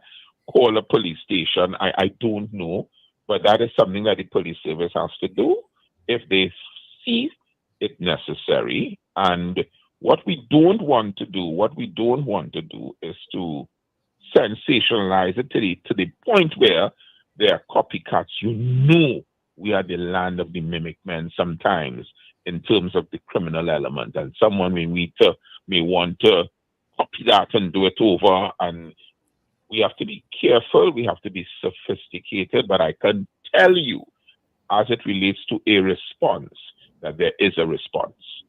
I mean, Minister Scotland, you stop short of wanting to use the nomenclature of trend. On one hand, where kidnappings are concerned, we had all but eliminated kidnappings for a number of years, thank God, in this country. And according to the newspaper report yesterday, we've already at 18 for ransom this year, which is a marked increase from last year. So that is an upward trend, one. And two of the newspapers last week documented the discovery by police of uniforms and other police insignia, which was seized by criminal elements, more than likely going to perpetrate crimes dressed as police officers. So that is another trend. So I don't know how you can say it's not a trend, one, because it's people are seeing it, and to Wendell's question, as a member of the public, you are to comply with the lawful instructions of an officer. Senator Richards, I can say it's not a trend because I will not want to label it a trend. I did say development, so you give me a little credit for that, but I am not saying it's a trend. But what I am, and I have said that it's a development. What I want to say is, and what I have said is that the response will come from the police as it relates to sensitization, because that's, I think, the question that was posed by Mr. Stevens. I'm saying that the police will do that, but in the meantime, the robust response is what is necessary to this, because I don't think that we could have budgeted for this, no pun intended, but we are certainly going, and the police is certainly going to respond to this development. Certainly. Well, I would like, pardon? No, I was just saying that I hope the response is not like the one that they gave concerning the use of the police car in dropping off 2 men who were later arrested with guns. I hope that's not the kind of response we get from the TTPS again. I was alerted to that. You give persons, you hear the response, you take it in the context, you make a common sense deliberation on it, and we wait and see what the police would say. I will not be one to prejudge what a response will be or say what a response ought to be. I think the officer said that he was delivering an innocent drop. Isn't that the response that came from the officer concerned? Which the one where they said that he was not not part of any. They concluded that he was not part of any incident that aided and abetted criminals. That's what they said. But he was clearly seen in a video dropping them off. So that is something that I'm sure is under investigation internally and maybe externally if there's anything untoward, if any crime has been committed. The officer, gave a response, and I guess that response will have to be viewed in light of all the circumstances, including the video evidence. Yeah. Another thing I want to touch on quickly, Minister, because I don't know how long we have you for, is this issue of non-lethal weapons for police officers that are faced sometimes with mentally disturbed people. Because we had an incident, and not for the first time, where police officers offloaded bullets on a young man who was having an episode, a mental episode. He is now dead. He had no weapon on him. He was probably just acting irrational and saying things and charging at them. And he was shot to his chest and subsequently died. This is not the first time, as I said, we have had incidents like this. And we've spoken ad nauseum about non-lethal weapons for police officers. Can we expect to hear a statement on that? That matter relating, well, firstly, let me express my sincere condolences to the father of the deceased young man. I read the article where he was, of course, in grief. That will be an issue of training or more training for police officers to deal with situations like that. I cannot, and we were not there, so we do not know exactly what transpired. So I will not want to comment on it. But what I would want to say is, in all situations, armed and unarmed, the measured approach is always recommended. I do not know all the facts except for what I've read in the newspapers, so I wouldn't want to comment any further in that regard. I want to say this though, if you look at sometimes, and you have to be fair to the police in some regard. I'm not speaking about this situation. In other situations, gentlemen, you would agree with me that the criminals are not using non-lethal weapons, In fact, they're using weapons which, when they press the trigger, normally you will have a 9mm or a Beretta, so when you press, you have a chance to reload or whatever the bullet goes into the chamber. Now, what they're using is things that repeat themselves. That is why sometimes if they go at one target, 4 or 5 people are shot and injured. So you have to bear that in mind when it comes to the police and response in a general nature. And you have to admit that is what is happening now. There's a proliferation of automatic illegal weapons, and the police that is what they're facing now. That is what the country is facing now. Well, Minister, I could understand that in the context of the police being engaged by obvious criminal elements, I could understand the use of force policy, but I can't understand it in the case where someone is clearly unarmed and acting in an irrational manner that clearly indicates some sort of mental breakdown. I can't understand the use of force policy in that case. I would allow the report of the incident to unfold. I am not sure what you mean by clearly a mental breakdown, because that is situational. That very well may depend on whether there was prior knowledge of the individual, etc., etc. And in real time, I would just say we have to be cautious before we come to any conclusion. What I will say, however, and I will repeat, is that do express sincere condolences for the father of the young man, because as I tend to say, there's no coming back from death unless it's the afterlife, Minister, let me ask you a question here. When someone becomes an officer, are they retrained after a few years, or is it one time they get into the service and that's it? No, there's always training opportunities for police officers. It's an ongoing one. In fact, I can tell you that after budget, there's a training exercise that is being worked on now for the police officers as it relates to submissions for bail for perpetrators of egregious crimes relating to firearms and ammunition, and submissions in sentencing, where the police, they are police informants, meaning the officer who brings the charge, we have a say with the prosecutor in terms of what is the views of the complainant as it relates to a sentence for certain offenses.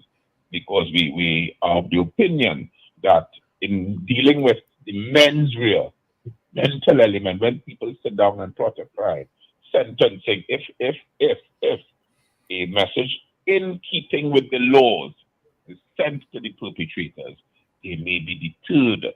Like-minded offenders and the actual offender may be deterred from perpetrating serious acts in this country. It's something that we must deal with head on, and the time is right for that. There was a time in the 80s, and there's gentlemen I know, Senator Richard and Mr. Stevens, I know you all will do your research, but there was a thinking in the court in a case of Mandata Singh, and it's a judgment of Sharma, J.A., former CJ as he then was. And it says that, the courts, it was a bail application, and it said that the courts are not representative of the public view, but in fact the courts in the judicial aspect is supposed to guide and lead the public view and ought not to internalize the public's expression in certain circumstances, and that, persons ought to be granted bail. I think now that the jurisprudence is changing because of the challenges being faced.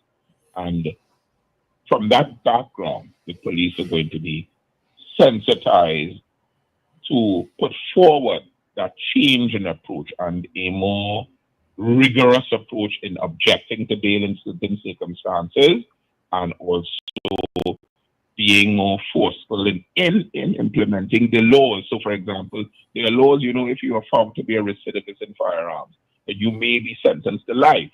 When last have you heard someone sentenced to life for a firearm? Or to 25 years? Or to 15 or to 20 years?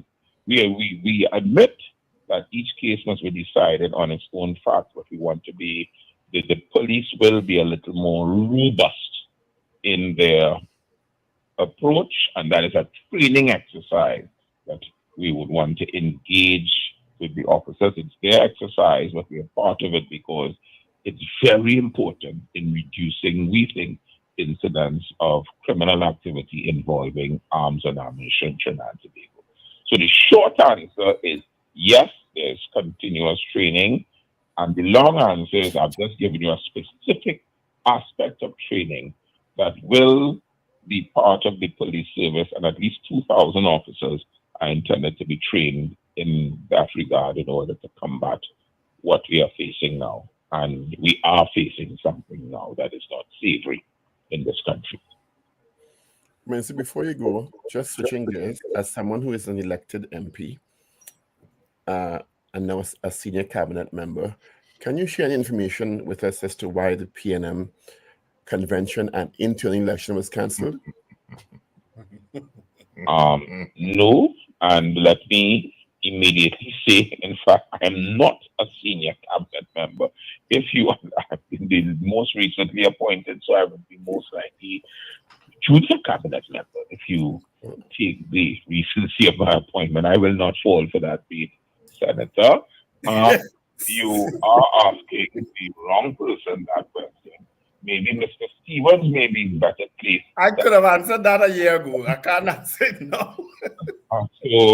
So no, and you may need to call someone else in that regard. Certainly not me. And I can tell you, however, that yes, it has been cancelled. Thank you so much for being with us this Thank morning. you so much, Minister Scotland. Gentlemen, before I come out, could you all give me a little more notice than Sunday evening into Monday? Yeah, that's me. And I will blame it on Steve Khan. That's okay. And Senator Richard. No, well, the environment is a dynamic one, so sometimes it will be short notice. Yeah. Oh, okay. And let me tell you something, Minister. People on the street, most of them say they have no faith in the police. I would say that if you call 999, you are put on hold. If something is happening, an emergency is happening, and where every second seems like an hour, time is crucial, and that is something that I think the ministry needs to work on. I don't know if they have to get any more phones from KSTT. Let me arrest that aspect of the conversation one time. The police service now, they have worked and are working on their time frame response. I can tell you that 2 weeks ago, and this is someone who was no brief for the police service, reported when I was at the Chamber of Commerce in Chaguanas that the response time was 7 minutes. So it is not true to say that. I will not. No, I'm not talking the response time, I'm talking about when you call 999, the dispatch center, that you're put on hold. I can also tell you that the dispatch center, both in Trinidad and Tobago, is being worked on to have it more efficiently. What I do want to say, and you are onto something, is that we really would want to increase the public and the public confidence in the police service in Trinidad and Tobago, because if that is increased, the public will be more minded to share information with the police and know that will yield benefits. So that is something that we are acutely working on. Senator Richards, you would know of the statistics about the percentage of public confidence in the police service that came from a JSC that we were part of. So that is something that is always on my mind. We are trying to increase it. I know for sure that one of your panel may have lost his confidence in the police service, but I'm saying that they're working on it, and we are asking you to work with the police officers. I give the example of last week. At least you can see that the police is responding in a more robust and timely manner to matters. And Minister, the one of the panel who lost confidence is with good reason, You'd agree? Sometimes, Mr. Stevens, I just throw the corn. I don't expect, you to, as a seasoned journalist, I didn't expect you to come out immediately and say that. But what I don't hide it on the show. He's a seasoned journalist. I realize that, but I would ask you all to be a little more even-handed with the police service as they really make an effort to improve. Senator Richards, you were forthright when you said that the recent actions need to be commended. Look and see, you will see improvement. And I don't want us to I want all of us to be conscious about any unconscious biases that we may have, and give the police a chance to build public confidence in their performance and judge them as they try their best, because by the vast majority of police officers are honest persons. We want a little more work. You always see them more on the ground. You must admit, gentlemen, that they are more visible. Is that something that you must give them? Well, with more visible kidnapping and dropping off criminals. Yeah. I hope with the 19 new vehicles that they receive, that does not go with the 60% of the vehicles that are not operating. That we'll see them. Minister, let me be brutally honest with you. Let me be brutally honest with you. Stevens, you don't have to be, you know, we can. No, but I want to be. Have to be brutally honest. I want to be. My confidence, my confidence is in you. Stevens. I am extremely confident that you could make the difference. You see, that TTPS include, especially the Professional Standard Bureau, I've lost all confidence in them. Okay? My confidence is in you to make that difference. I have confidence in the Ministry of National Security, headed by Minister Hines. I have confidence that working together, we can, with the police service, increase confidence in the police service. I have confidence that the commissioner, heart and actions would be in the right place. And if the officers do what they are here to do, which is go out there, because with all this talk, if they're not out there, but gentlemen, you all have not admitted that you are seeing more visibility of the police on the ground. Isn't that so, gentlemen? In Port of Spain, in Chaguanas, in Cuba, and I will not let that one incident where the alleged perpetrators have been brought before the court, I will not let that be a damper on the good work that the police is doing, but they have to do more, and we will insist that they do more. Gentlemen, I hope that Mr. Ramnarayan is found safe and sound, and those involved will be going from the courts. I hope that he is found one safe and sound, and nothing untoward becomes of him. And I assure you that the AKS is working on this. Yeah, gentlemen, I think I've overstayed my welcome by. Thank you very much. That's all right. Well, thank you so much. I appreciate the time you took to chat with us. Everyone, please have a good day and God bless. All right. All the best to you, Minister Scotland. Thank you. Have a good one. Bye-bye. Yeah. That, of course, was Minister in the Ministry of National Security, the Honorable Keith Scotland, Senior Counsel. Well, showing confidence in the TTPS, something that a lot of us don't have. But, you know, as I say, my confidence is in him to fix it, because I know he is action-oriented.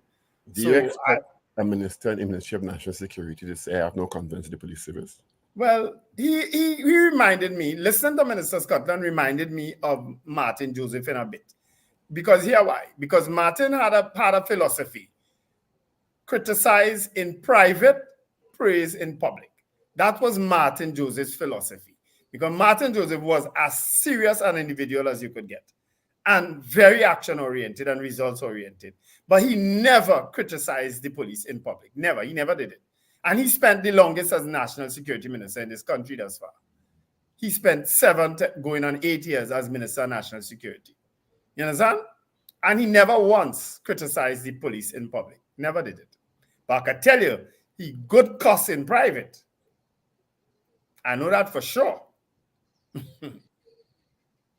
But then he had Philbert James as commissioner. He had Snaggs at one time, and he also had Trevor Paul. The commissioners thus far have just been a little too weak. The commissioners. They get in new vehicles to drive around in. No. I still maintain it. I don't know what happened. I seen an argument about Gary Griffith. Yeah, I don't know what happened to the Jeep that Gary Griffith used to drive around in. Gary Griffith was the best hope for that TTPS. He messed it up, but I still feel he's still the best hope for that TTPS. I agree. That's my personal opinion. Although jump down my throat this morning, I still feel the police service needs somebody removed from the police service to fix the police service. Even if it's not Gary, get somebody outside of the TTPS to fix that TTPS, because none of them inside of they could fix it. None. My star, all who in the Benjamin, Joe, all of them who in line for whatever, none of them inside of there could fix that police service. They all compromise by their batch. All compromise. Swallow your pride, put back Gary, or find somebody just like him. Yeah, they have to come together. They have to do something so the citizens of Trinidad and Tobago can feel safe once again. Look at that video I sent you this morning. A man is on his phone on Panker Street in St. James. Stolen. But that is right by my family there, you know. That's by the park. That park, my family live right opposite. The ice cream place is my grandmother and cousins and thing. Oh, really? Okay. Yeah, I lived there for a short period. There's a lot that the police need to do. From small to big. But they just need to get it done. You know, they need to get it done. Mm-hmm. You know, Hector, I've said that before. You know, I'm convinced Gary was the ideal person, but he talked himself into a job and then talked himself out of a job. Yeah, he just need to hush. I tired used to tell him that. He was the man for the job. He was the man. Anyway, we have lots of calls coming through, so we're going to open the lines a little bit. 222-8255 North Americans, toll free 866-525-1099. So numbers directly into our studio. Good morning, caller. Good morning. Hello. One more time. Good morning, caller. Okay, not there. All right. Yeah. So let's take some of your calls. We're up towards 8 o'clock. Of course, Dennise Demming will be on at 8 o'clock, right after our 8 o'clock news brief. For power conversation. Peter Demmings will be on for Dennise talking to Peter will be Aaron Best about business operations. Yeah. Good morning, caller. Good morning, guys. Good morning. Wendell, you serious? Very. Gary? I don't make joke on this show.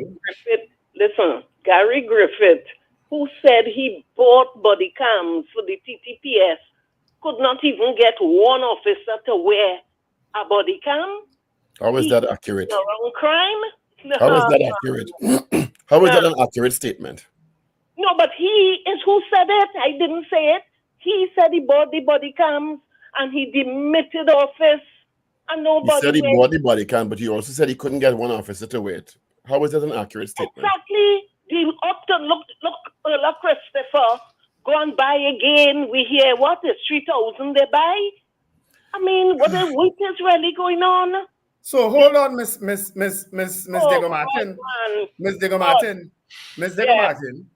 Yes. If we going down the road are criticizing Gary alone because of his failure to wear body cams, to get TTPS. Wait, now let me finish.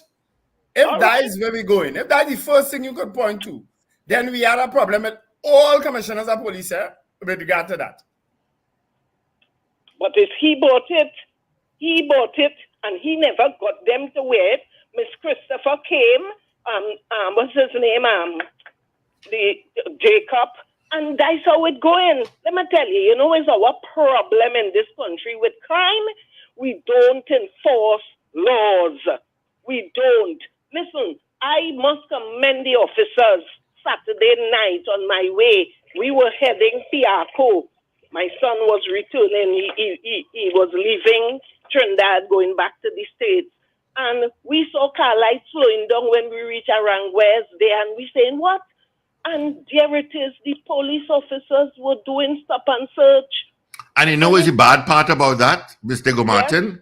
Is that when that happens, you get a WhatsApp. Oh, big roadblock by courts. Let me tell you, we keep But then the same people, hold on, Dego Martin, the same people that complain about the crime is the same one that's saying big roadblock by courts. I can never understand, and that is why crime. So the perpetrators are now, tap a roadblock there, exit Aranguez and go down the main road. Steve, that still don't mean the officer should not do All right, it. thanks, Dego Martin. Lots of calls coming through. Appreciate it. All the best. Thank you, officers. Thank you. Good morning, caller. Good morning, caller. Yes, good morning. Morning. Wendell, what you were saying there, I agree that you see Mr. Griffith, I think too that he was the person who could make a big dent with this. But you see, when the police service is an independent body, but you have people like Prime Minister, Minister of National Security, and the like. And when you show a kind of disrespect to them, what it reflects to the society who you're trying to get in line. What happens to those people who are looking at you, how you behave? When somebody disagree with you, the way you attack them, the way you come out and call them names, that is the bad, that is the sign that is very dangerous with a person like that. And seemingly to be very vengeful and want to get even. That is the dangers with putting a person like that in that position. But I agree that he would have made a good deal. Caller, that's why I said he talked himself into a job and then talked himself out of it. Because you can't be disrespecting the Prime Minister and so on. You cannot operate like that. No, you can't operate so. Mr. Richards, when you ask the minister what he thought about Mr. Stuart Young's remark, that look on your face was very revealing. When he said he didn't hear it or he didn't. But look at my face. I had no look at my face. I was very bland. Is that same look there? Is that same look? That's your look. Was very that look. That look. Thank you, that caller. look right there. That look Thank right you. there. Good morning, blank caller. expression. It's like somebody do a sheet to. Caller, good morning. That same look there. Okay, that's too loud. Good morning, caller. Good morning. I apologize. My brain falls asleep sometimes. That's why I get it down. Yes, caller. Go ahead.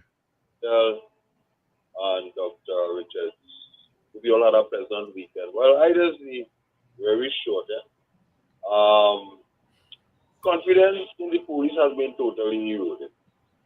It will take us to Herculean task to really restore that confidence and change that force. And let me give you a joke. Saturday, I think on one of the papers, I don't know if it's Newsday, good cops must inform on bad cops. So here, a friend of mine, you feel like what happened? When one cleaning a gun, the gun going off by accident, you'll have a pleasant day. And it has happened before. And I think, if I'm not mistaken, I think you identified yourself as someone who was in the police service at one time.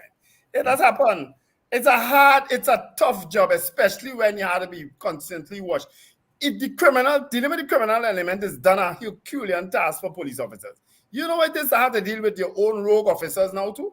Who vex because you moving up the ladder, or who vex because they think you ratting on them? You know how hard that is? Huh. Good morning, caller. Good morning again. Oh, you answer this time. You know, Steve, I'll tell you something keep happening with this line. I don't know if it's on your end too, but when you say hello, I keep saying answering you, the phone goes blank, and you're saying no answer, and you turn to somebody else. And it happens a lot all the time. Well, I don't know, because we hear this stuff in the background, in your background. We just don't hear your voice. We hear your background noise. It's a delayed Zena. So when we hear us still talking whilst you are live on the line. What you need to do is turn down your device and listen to the phone. Yeah, listen to the phone, not your device. Yeah. No, I listen to the phone. In my All right, let's go on. Anyhow, I want to say thanks for taking the interview from Senior Scotland. And I think that many people who don't call, they stay, I say again, they stay behind on the blog. And so a lot of the comments this morning I find was very offensive. You understand? And to feel that people in Trinidad and Tobago have a problem with public speaking. How dare all you? Huh? All you leave here and go abroad and always feel everything wrong here. When the security overboard, when they had shot Trump in his ear, all they didn't have nothing to say. A former president of the United States of America, all their security is so great. And when they're running and shooting up people over there, it's because our country is small. When it could come down to ratio and proportion, it all feeling well. Things so bad and everything's so out of control, and people one even comment, this country lost confidence in the police. Talk for yourself. I have not lost confidence in them, and I'm sure many of the citizens here have not. So give whatever they're doing a break and try. And when people who could speak to the public, imagine all they're talking about rubbish, and that captain was very surprised that you'd make a comment like that. You understand? Right. Actually, he tell you, Steve, give him some more time the next time, so he wouldn't be rushed onto the. No, well, you know, sometimes we plan in advance. I know. Right. Thank you. I know. All Right. Good morning. Good morning. Good morning, Steve. Good morning, Paul, and good morning, Wendell. Good morning, Good morning, Ms. Dabney. So, in my opinion, when Gary Griffith assumed office was 2019 to 2022, the 2020 lockdown, COVID lockdown, was for like 2 years, close to 2 years. And of course, the murder rate and crime rate was both were lower during that period. But in 2022, when businesses and other things started opening up, piece by piece, Gary Griffith was still the commissioner of police. I recalled that murders I was speaking about now started to escalate in a short period after the opening up. And he was still the commissioner of police. So when he left in August under McDonald Jacobs, it continued unabated. You know, it started getting worse and worse. So in my opinion, as I said, Gary Griffith wasn't there during the time of like full open up business. You know, like this period here, if Mr. Griffith was here, that's the only time you could compare. For me, I'm not comparing anything. His period of as police commissioner was during the COVID lockdown, where most people were outside. The bandits, the criminals were coming out fastly just before the curfew or whatever, early in the morning. So he can't say that he had a good time keeping murders down, because now it's a different time. It was 24 hours open, but during his time it wasn't like that. So I can't say he was a good commissioner or a better commissioner than the others we have here, although you say not so good. But he did not get the full brunt of 24 hours to work with. So that's my opinion. Thank you. Thanks. All right. My classification of Gary Griffith, and it will go for anybody else who is outside of the police service hierarchy or ambit, or who didn't come through those ranks. That was my thinking that he would be successful. That was our thinking before he became commissioner of police, that you needed someone outside of the TTPS to fix the TTPS. Yes, he had no control over COVID. COVID came, and yes, his work would have probably been reduced at the point in time. You understand his workload. But I still feel if he had just keep his mouth shut and respect the prime minister and certain other people, that he would have made it. He would have been a good commissioner of police. That I still feel so. All right, gentlemen. Thank you so much for being on the show this morning. Of course, those in North America and U.S., Columbus Day. You also have 3 weeks till the U.S. elections, 21 days. Just wrap it up for this Monday. Oh, yeah. That U.S. elections is going to be a humdinger. Anyway, folks, have an absolutely wonderful day. And remember to let go and let God. I'll see you next Wednesday, God willing. Have a great day. Be safe, everyone. Bye-bye. All right. Thank you, gentlemen. Do have a great day yourself. All right. While we wait on AV to come in, let me just let you know, traffic-wise, I got an accident to tell you about. Where is it exactly? I'm going to tell you. It's a major accident, Uriah Butler Highway, northbound. And it is before Monroe Road. All right? It is before Monroe Road. It is northbound Uriah Butler Highway. All right? Let's get into our 7 o'clock news brief. 8 o'clock news brief, sorry. If you're there. This is your news bulletin from Power 102 Digital. It is time for 8 o'clock news brief. I'm Avril Sinjil-Bab. Good morning. Minister in the Ministry of National Security, Keith Scotland, is in high praise for the police service in investigating their own in the recent kidnapping and subsequent murder of businessman Sachal Kunj Bihari, whose body was found in a shallow grave in Londonville, Shakwanas on last Thursday after a $500,000 ransom was paid. 2 police officers have since been charged with murder and misbehavior in public office. Minister Scotland told the Power Breakfast Show this morning that he was impressed with the swift action and investigation by the TTPS in ensuring officers allegedly involved answer the charges. He said this proves the determination of local law enforcement in ensuring that the law is upheld even within its ranks. A Canopia businessman was on Saturday night kidnapped by 5 men allegedly dressed as police officers. He has been identified as 33-year-old Suvesh Madanlal Ramnarayan of 90 Southern Main Road, Canopia. Video footage showed suspects pulling up in front of Rob's Bar, located at the corner of Southern Main Road and Marshall Trace, in a black Tucson with flashing blue lights on the dashboard before taking him and bundling him into their vehicle. The Chaguanas Chamber of Industry and Commerce described the recent spate of kidnappings in central Trinidad as deeply concerning. It says it has created a heightened sense of vulnerability among its local business community.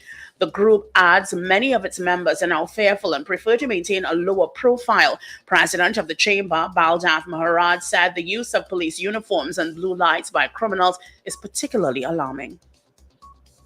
Yet another woman has been killed at the hands of a close male relative. 34-year-old Laura Sankar, mother of 2, has been murdered. She was chopped to death in front of her son at the family home near Princestown on Saturday night. A close male relative was arrested at the house. That was the update to 8 o'clock. Look out for news in full at 12 noon. I'm Avril Centil Bab. Good morning.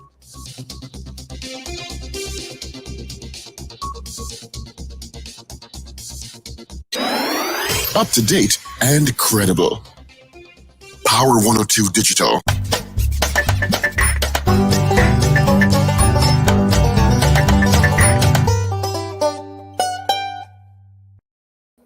All right, it is 2.5 minutes after the hour of 8 o'clock on this. It's a love day, the 14th day of October. So let me say good morning, going to Dennise. How are you? I'm good. How are you doing, sir? Not bad at all. Not bad at all. All right, and I see your guest is already online. So I'll leave it up to you guys. Have a good day. Have a good show. Oh, wait. See you. Thank you. All right. So welcome to today's show. This is usually with Dennise Demming, and I'm a stand-in. I'll never be as good or stand up to that force to be reckoned with. But if you haven't figured out, she is my mother. And whenever she's traveling, I seem to be hosting her shows for her. And she's off to St. Vincent somewhere, enjoying sailing, while I get to have a conversation with a good friend and thought partner and fellow, I don't know how to describe Jared, but Jared, how about you tell us a little bit about yourself and how would you like people to introduce you? Morning, and I'm honored to be here. As I told you on LinkedIn, you definitely became one of my favorite people this year after reading your book. And I think I mentioned this to you before, where it was so impressive for me. I actually bought 6 copies. I actually gave it as gifts to friends because I love the book that much. And in the circle I'm in, I just kept thinking a lot of the people who I talk to would benefit from reading this, because if it's changed my focus, I think it's definitely going to help them. So a bit about me. My name is Jared. I've been in sales my entire life, and I've used that along with the social media platform LinkedIn to create my business, which is sales training and LinkedIn training, and it's taken me all over the Caribbean to do training. I've actually been in 10 Caribbean countries, trained over probably close to about 1,000 sales professionals, and right now, if I calculate everything, I've definitely helped companies generate probably close to or more than 100 million US in revenue from the training and everything that I've given. And that's probably given it on a low scale. And a lot of it is just driven on some of the 3 things that we're going to talk about today. So I am incredibly grateful to be here. And then the last thing I'd like to mention, so anybody who might be looking at the replay or they're looking at it online, it's not a political thing. Like, I'm obsessed with the color yellow, so I have to make sure and say that clearly. It's not any political affiliation. It's because I'm obsessed with the color yellow. All right, and as he eats a banana. All right, so Jared, first of all, thank you for your comments on the book. when you bought 6 copies, that was something I was like, whoa, that I really felt good about that you read 1 copy, bought 6 copies, and gave it to your people. My question for you is, when is your book coming out, my friend? That I'm not sure about that. So here's the good thing I know about myself, right? I am I go on vibes. So in other words, I would know for sure the day that I want to write a book out. Like a lot of the topics that we want to talk about now, like will happen. Like that's I think what I want to put the premise of the book on. And I also have another book idea that I came up with in my head. Is just I think the time and also to the again I haven't created it as a top priority yet to be the focus so I could just sit down and spend time on it. Like I saw this guy Troy Hadid in the airport last week, and this is coming back from Barbados, and he literally said, "No, I booked 30 days here in Barbados just so I could only write." Yeah, like he's writing his second book. I don't know if you did that when you're writing a book, but that's the focus I know I'll need to commit to. No, I just did 1 day a week. But anyway, we're boring listeners on how to write a book. And if listeners want to know how to write a book, contact me outside, and now we could talk. And I will encourage Jared to write his first book because I think he has a lot of value to offer to the world. So let's start off with the 3 things we're going to cover today. One is building a brand and learning to sell and creating content. Yes. If I was a professional or business, and I think it might be different, but if I was a professional or business owner, which one would you want to start with? Building a brand, learning to sell, creating content. They all go together. But all right, so here's the thing. They all go together because they complement each other. If you just wanted to bypass all, I would tell you start creating content. Because at the end of the day, and this is something I always tell people, this here is our personal billboard. Our phone is our personal billboard. So the question is, if you have a business, you have to ask yourself, I don't care what you sell. It could be from the lowest product that might be $5 to something that might be several hundred million. Are you showing up on the billboards of people, which is their phones? So if it is that your product, your content isn't showing up there, and by the way, when we mean content, not pictures. Pictures no longer paint 1,000 words. Video does. So if it is that you aren't putting out content that captures the attention of those individuals, then you're not going to be able to grow your business. And I know for every person out there who would want to tell me, yeah, Jared, business is good. I'm like, always remember, there's good, there's better, and there's best. If you're not creating content, you don't have the best business possible. Business good is a sign that there's opportunity for growth. Yeah, I have a story right now. I have a client who business was good, and because they didn't invest time in the marketing side of the business, 6 months later, when business downturned, now they're playing catch up. Oh no! So to me, you always need to be marketing. You always need to be doing that brand building, that content creation piece. So that's important. But I just want to double click on something. So you say, let's start with creating content. I'm a beginner. I'm a professional or a business owner. How do I start creating content? Because I think people get me. Let's put me. I'm a perfectionist. I will want to make it like 4K. I want to make sure the sound is good, etc. Let's give some people some really practical tips about how they start creating content. So first of all, like I'm recording here on my phone as well. So here's the thing.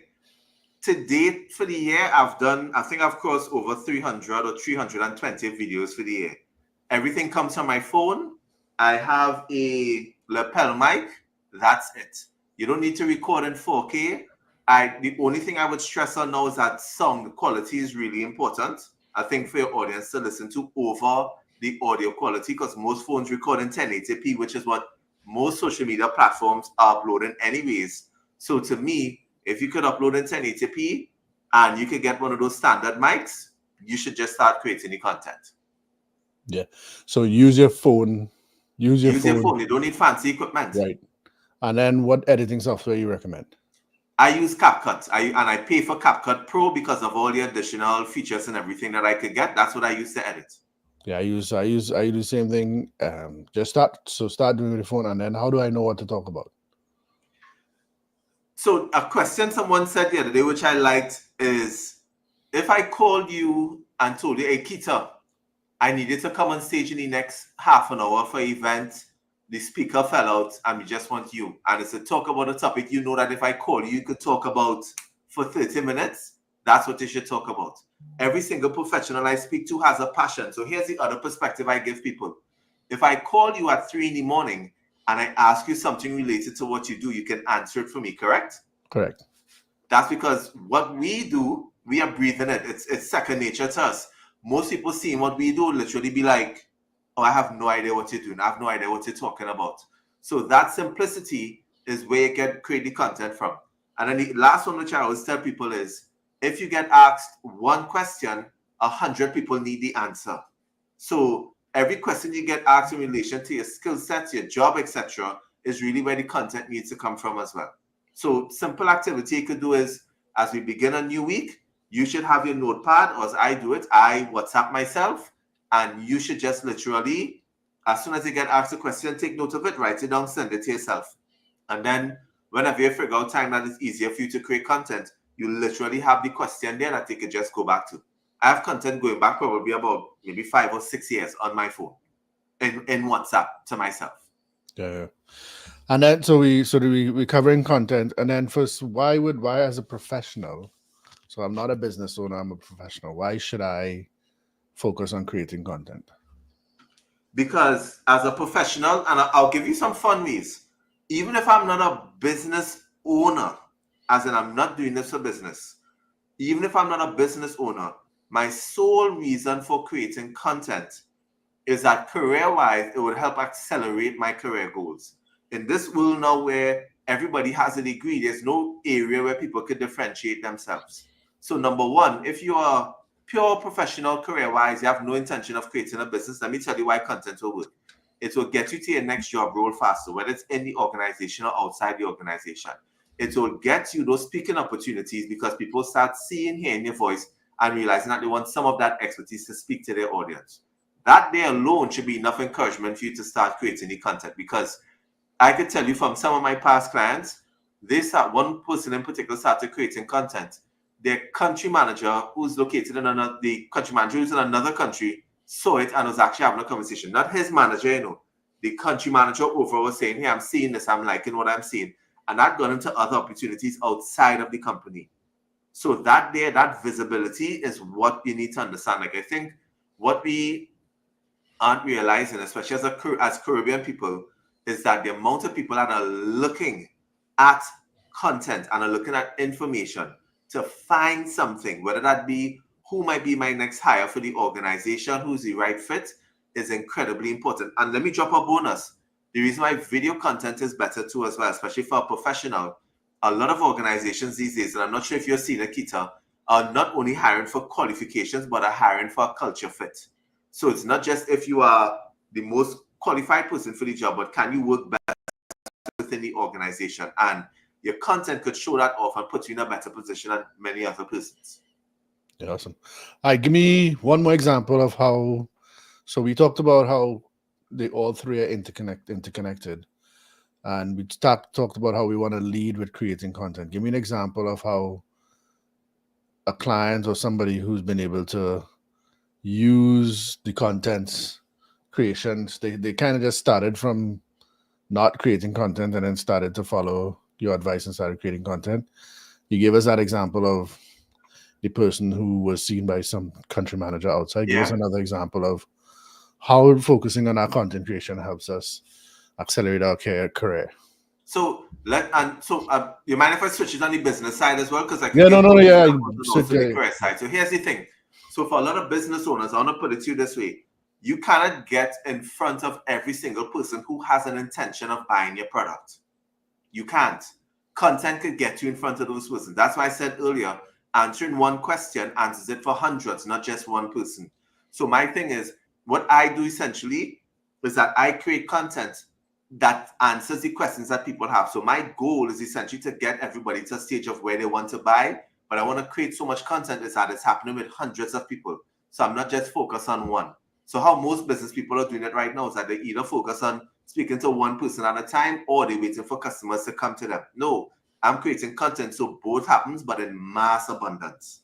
So that's why I think the content creation, no matter whether you're a professional or whether it is that you own a business, has incredible benefit once it is that you implement it the right way. So if it is that you want to start it, as I said, use your phone. I don't have anything special. I have a phone. This is a Samsung Galaxy S23 Ultra. I plug in my microphone. That's it. And then I record. So here's the thing. The key things I'll tell you is to get started, get the practice. But first, remember we spoke about the questions? Write down the questions. And I don't want you to write what you're going to say word for word. I just want you to write the essence of the ideas. Like how we talking about these 3 key points? Write down your 2-3 key points and then expand on that as you're giving the message. The length of the message doesn't matter. I think the value of the message is way more important. So focus on making sure that you can deliver the value and that you don't stray off into too many topics. So for example, if you're talking about A, just focus on A. Don't dive into B or C. Focus on A. If there's an A part 1, part 2, no problem. But keep the message focused on one singular topic, because at the end of the day as well, content for me is a loaf of bread. I'm not giving you an entire loaf of bread to eat. I'm going to give you pieces of the bread, not even a slice, because you don't want to consume a whole slice. So I'm going to give you pieces. And by the time I create so much content, you'll have eaten an entire loaf of bread, and then you come to me to buy. So that there for me, in essence, is why I keep doing it. Yeah, amazing. I'm in the same boat. And then, hold on, let me give you one personal example. So I just finished training I did a sales kickoff for Republic Bank in Barbados, right? The country manager started off the discussion by saying, Jared, I've been following your content for the last 3 years. And some people might think that's crazy. I'm not waiting 3 years for a customer, but I would, because my thing is, I have people who've bought it in 3 minutes of seeing our content, 3 days, 3 weeks, 3 months. But I'm creating so much where there's constant people coming into my pipeline every single day for my business. So the fact that somebody is able to stay on for 3 years because I was consistent with it proves to me that content is the biggest thing that every business owner needs to do if they want to grow their business. And for any individual who finds themselves stuck in their career, talking about their skills and their abilities will make sure that the right company finds you. Yeah. And I think that's about how long you're willing to, what's the game you're willing to play, right? So a sale like to somebody like a Republic, that's a corporate sale, that's a long-term sale.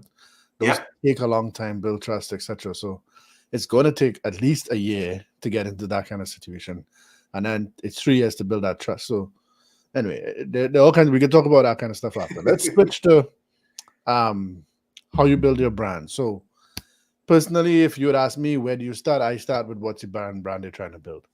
That's because I'm a heady kind of person. I start with the strategy first. It's always my thing. So I would always start with building a brand. So when you say building a brand, what do you mean by that? What does it mean to like have a brand and build a brand and all that? So again, let's split it for the audience. If you want to build your brand as a professional, let's just say again, you're in corporate, you don't plan to go elsewhere, like you're not planning to create your own business or anything. I think if you're looking at what your professional personal brand is where people know you for that one skill set and that they know that you're the best person in the market for it. So in other words, let's just say I need to talk to somebody on leadership. They know you are the best person with regards to leadership. The content, the information, even how you carry yourself, and even the fact that you might not even have a position of authority, but people know you for being a leader within your market, is those kind of things that people are going to look for. So again, in essence, it's how you represent yourself as an individual that lets people understand what your professional brand is.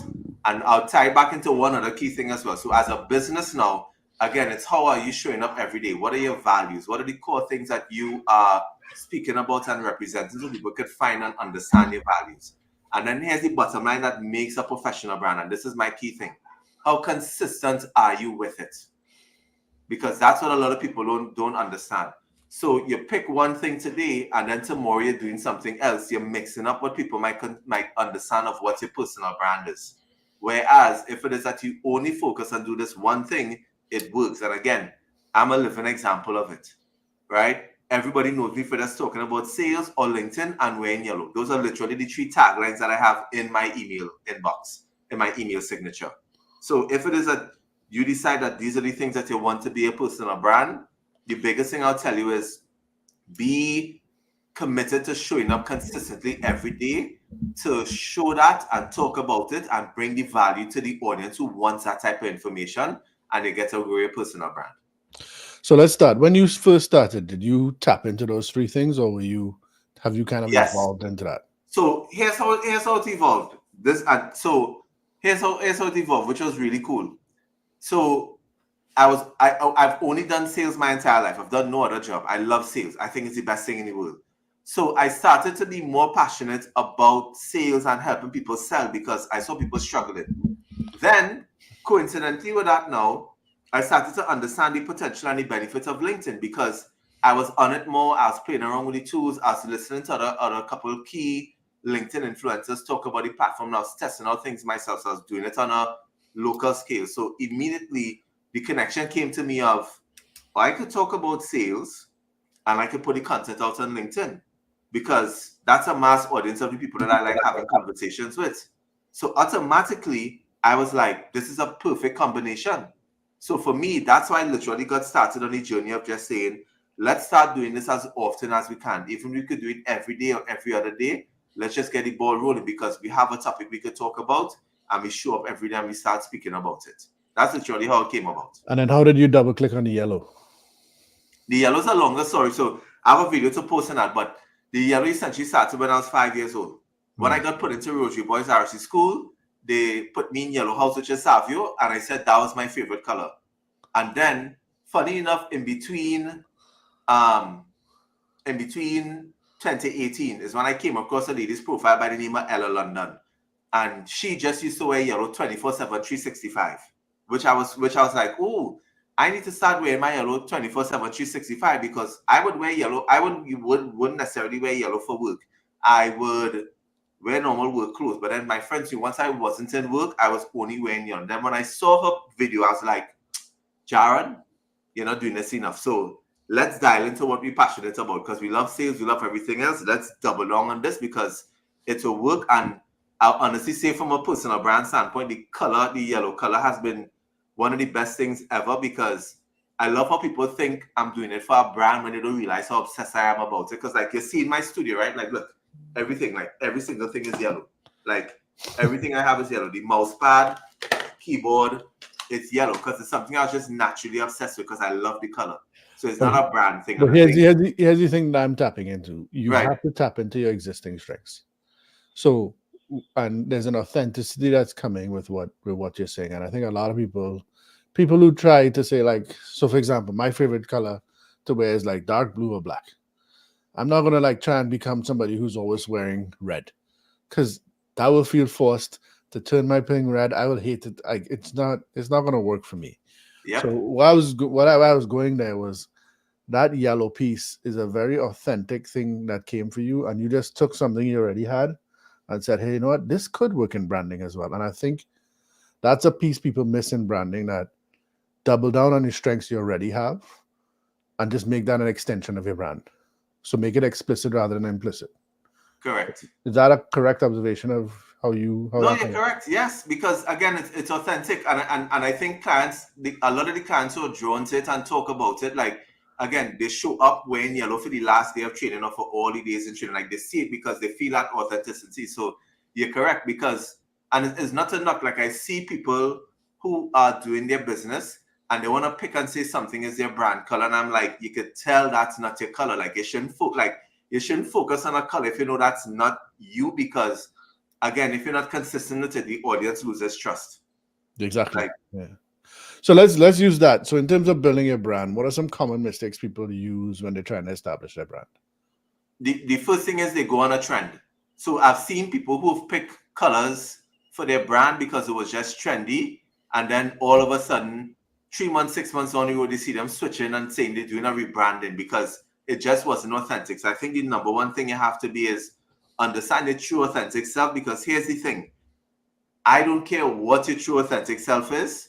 I just know that there's an audience out there for it that will buy the product or service that you're selling or would want you to work for the organization if you're a professional. Like, trust me, that is one of the hardest lessons you need to understand. There are lots of people who would not like if you choose to be you authentically, and that's okay. The rule is we're not here to be ice cream or doubles. We're not here to please everybody. We're here just to focus on who wants to buy from us and who wants to be around us. If we don't, I got it like the analogy. It's a true one. But if you don't, you'll lose out. So to me, I think that is a major thing. Like first, you have to be authentic with it. And then if you're really authentic with it and they say, this is really me, you need to double down on it. Like that needs to be like your thing that people can identify you for easily. And then after that, no, it's to be consistent. Like if you do that, you win. Yeah, my biggest takeaway from today is don't be like doubles and ice cream. Don't. It's the worst thing ever. Like there's too much opportunity as an individual or business owner to be made by just focusing on a specific group versus trying to appeal to everybody. Yeah. If you're appealing to everybody, exhausting too much of your energies and sometimes the wrong activities. So one of the ways we teach that is we talk about the narrow the focus, the bigger the opportunity. Yeah. So if you go narrow, people call it a niche, but what we talk about is you have to go the narrow the focus, the bigger the opportunity. A couple of things with just, I'm just adding on to what Jared is saying here. If I go into a particular niche, I get to know what that niche's needs, wants, and values are. So by the time I get on a call, I already know the patterns of what they're struggling with because I've worked with hundreds of them. So for example, I specialize in working with financial advisors in North America. By the time I get on a call and I know their age, I know their revenue level, I know where they're living, I can have a sense of where they're struggling and what the issues that they have to work on is right away because I've seen thousands of them, right? But people don't take that piece into account that when you narrow your focus, you become the expert in a particular thing and you learn, you could actually give more value to the client faster because you've seen tens of thousands of that particular client. You said it perfectly. Yeah. And what a lot of people underestimate is when they niche, how many people are in that space. They keep thinking it's limited. Yeah. And I keep telling them it's not limited. You just haven't explored it to see how much actually exists. Yeah. Because you don't want to take the time to realize that you can be, and I always show it in a demonstration and training, which is like you can look at a map with hundreds of circles, but you don't want to sell to hundreds of circles. You need to find the circles that are best suited for you. And therefore you could start approaching everybody more strategically. Like a lot of people approach sales from a perspective of it's like a grenade. You want to drop a bomb. In other words, target as many people as possible. And I'm like, no, you need to approach it from the perspective of a sniper. Be going after targets. Like if you try and approach a broad scale, you automatically lose out. It's not meant to be like that. That's not how business is. That's not how anything in the world operates today. Right.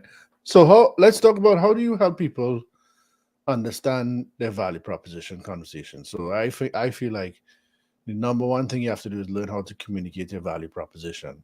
Where does that fit in for you in your brand building and helping people build their brands?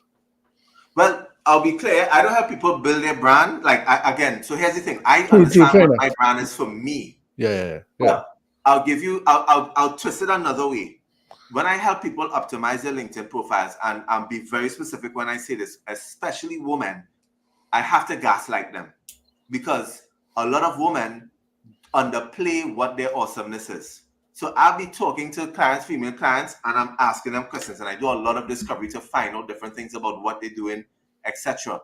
And a lot of them downplay what their core skill sets are. And I have to remind them, no, this is what you do. This is the skill sets they provide. This is the value. This is who you are. So like, I'll give you a perfect example. Like there was one person I was helping and their thing is data. They're a data person. They love their data, but they downplayed how good they are at data. So in other words, they represent a regional company here in the Caribbean. And I'm talking to them and saying, cool. So regional company. And then the person paused because they had to take a call from their boss. And I'm like, oh, okay. And then she said, yeah, my boss coming because they need to get some information before decision. And I'm like, pause. I was like, what kind of information? And she described it. And then she went into more detail. So here's the thing. The company itself, the group, like if anybody wants to do anything data-wise, like to figure out something like to do in the region, they have to come to her. Even though she shares the data with them, they come to her for confirmation. And I'm like, hold on. You are the head resource of data, as in you understand how the data works for their market. And she's like, yes. And I'm like, why isn't that into your LinkedIn profile? Like that there is your brand. That there is you. A lot of people downplay it because they don't want to make it seem like they're bragging. And it's not bragging if it's a fact. So if it is that you really want to understand those like core things about yourself, like you honestly have to gaslight yourself a lot. It's really recognizing that this thing here that I might not think is much is actually really a big deal compared to from other people looking on the outside. So would you say that was her value proposition? Yeah, that was her value proposition. her value proposition was her ability to understand data and how it reflects and could be impacted in each environment was incredibly critical to the organization. She was invaluable, but she downplayed it as she just used to pull reports, and that wasn't the case. Right. The reason why we couldn't meet half the time was that she kept having to be in meetings to go through the data to show people like she was that valuable as a resource. Right. So then how would you tell people that the value proposition fits into the building your brand conversation? Say that again? How would you tell people that the value proposition fits into the building your brand conversation? So no, well, it's just showing them that is their thing, and then how to probably express it on a daily basis. So like as we figure this out now for that individual, my thing segmented into, well, what are the tools you use? Because your brand could be you talking about how to use these tools for companies so you could showcase your expertise. So I think you could start at like that level. So do you use the value proposition then as the point of focus for the creating the content then? Yes. So like let's say so for in that the data example, whatever my niche is or whatever my expertise in, that's the thing I need to focus on in order to build out my brand. I'm building out on the thing that where I add the most value, essentially. Correct. Yes. Yeah. And I think it takes a lot of people a lot of time to find that. And because they come so easy to them, they don't see it as the value proposition, or they don't see it as the thing that's most valuable to talk about. And I think the advice I would give you is, if you really want to understand your value proposition, I would say find a career coach or find somebody who, like, you need somebody who's a stranger to you that could do a deep dive, like somebody who's just genuinely curious. Like for me, I ask a lot of questions because, like, to be honest, sometimes when they give you information, like, it doesn't make sense. It seems very shallow. So I deep dive. So you need to find somebody who would like not necessarily know you, but have like a little basic info, but need to like deep dive to ask you like 100 questions so that you could figure out what your thing is. It can't be a friend or anything, because your friend won't deep dive. You need somebody who's just looking at you as a blank slate and has to do the discovery, like who is Kita day one all the way to who's Kita present day. So let's have a conversation about that in the Caribbean. I think in the Caribbean, I could be wrong on this, but we don't value that independent perspective. So a coach, somebody like yourself, etc. I find people are hesitant to meet with those kind of people for trust issues or whatever it is. And I think it is so critical for your success in the Caribbean in general to have somebody who has done this a ton of times with somebody else and can ask you questions that your friends would never ask you because they want to be polite and all of these kind of things. You need that stranger who's willing to push you on your boundaries. And that's something that I've experienced in the Caribbean. I don't know if you might experience something differently. No, absolutely. But a lot of people don't invest in themselves. So I would give people kudos. For example, Charlene Pedro has a Mastery of Me course, which is for women in terms of developing themselves. This other person, Dr. Shelly Ann Gatchard, I think her name is. I can't remember the exact name. She's the other person who does a lot of coaching and stuff for female executives. I'm not sure who does it for men, but I know for those two persons, those two ladies do it actively for their audience and show up constantly for their audience. And I'm saying we don't not enough people in the Caribbean value those kind of people and are willing to pay for that experience and not recognizing how that could catapult your career. Catapult is joke. Catapult is joke. It's not even, and so I think that's what. So a lot of them, and you know, I was telling somebody this the other day, investing in yourself is an instant ROI, even if it doesn't work out as well as it sounds. Is the investment in yourself, because I think it's for you to, the opportunity is for really you to find yourself, and a lot of people don't realize that. Like, you have to, like, if I know somebody's at a position where I want to be, I am willing to pay for your time. And I think a lot of them don't realize. So even a perfect example, this guy was down here 2-3 weeks ago, Vusi, right? Yeah. And I was laughing because I'm like, when I saw the ticket prices, when it came out in August, beforehand, Karen Rose and I was talking, I was like, right, I budgeted $5,000 because I know this man does charge, I willing to pay $5,000. When I see 1800 TT, 2000 TT, check me, oh good, bargain. I was like, I already put the value so far ahead because I knew if I went into that session, what I was immediately getting out of it. Like, you honestly have to be like dedicating. I would say 10%. Let's just say 5% of what you earn annually if you're a serious professional towards your personal development, like there should be a coach that will get you to the next level. Because I know somebody right now, like they message me on LinkedIn with that same issue. Like they are very experienced, but they're not being considered for C-level executive roles. And my answer is, hey, that's a coaching problem. You need an executive coach. You need somebody to give you these skills. But also it's a branding issue. It's a branding issue. They haven't built their brand because they keep getting looked over. So in the Caribbean in particular, we're very good at like stick right below the radar, do your work, don't get seen, because of the way that works. Like it's tall poppy kind of syndrome. And if you know what it's the same kind of thing, right? You gotta build a brand. If you keep getting looked over for promotions, etc., you gotta focus on building a brand. Punto final. That's your next step is to like help people understand how amazing you are. I'll give you an example. My son kept getting in trouble for something at school. And I was like, look, and he's not a tattletale, so he doesn't tell people what happens, which I kind of respect.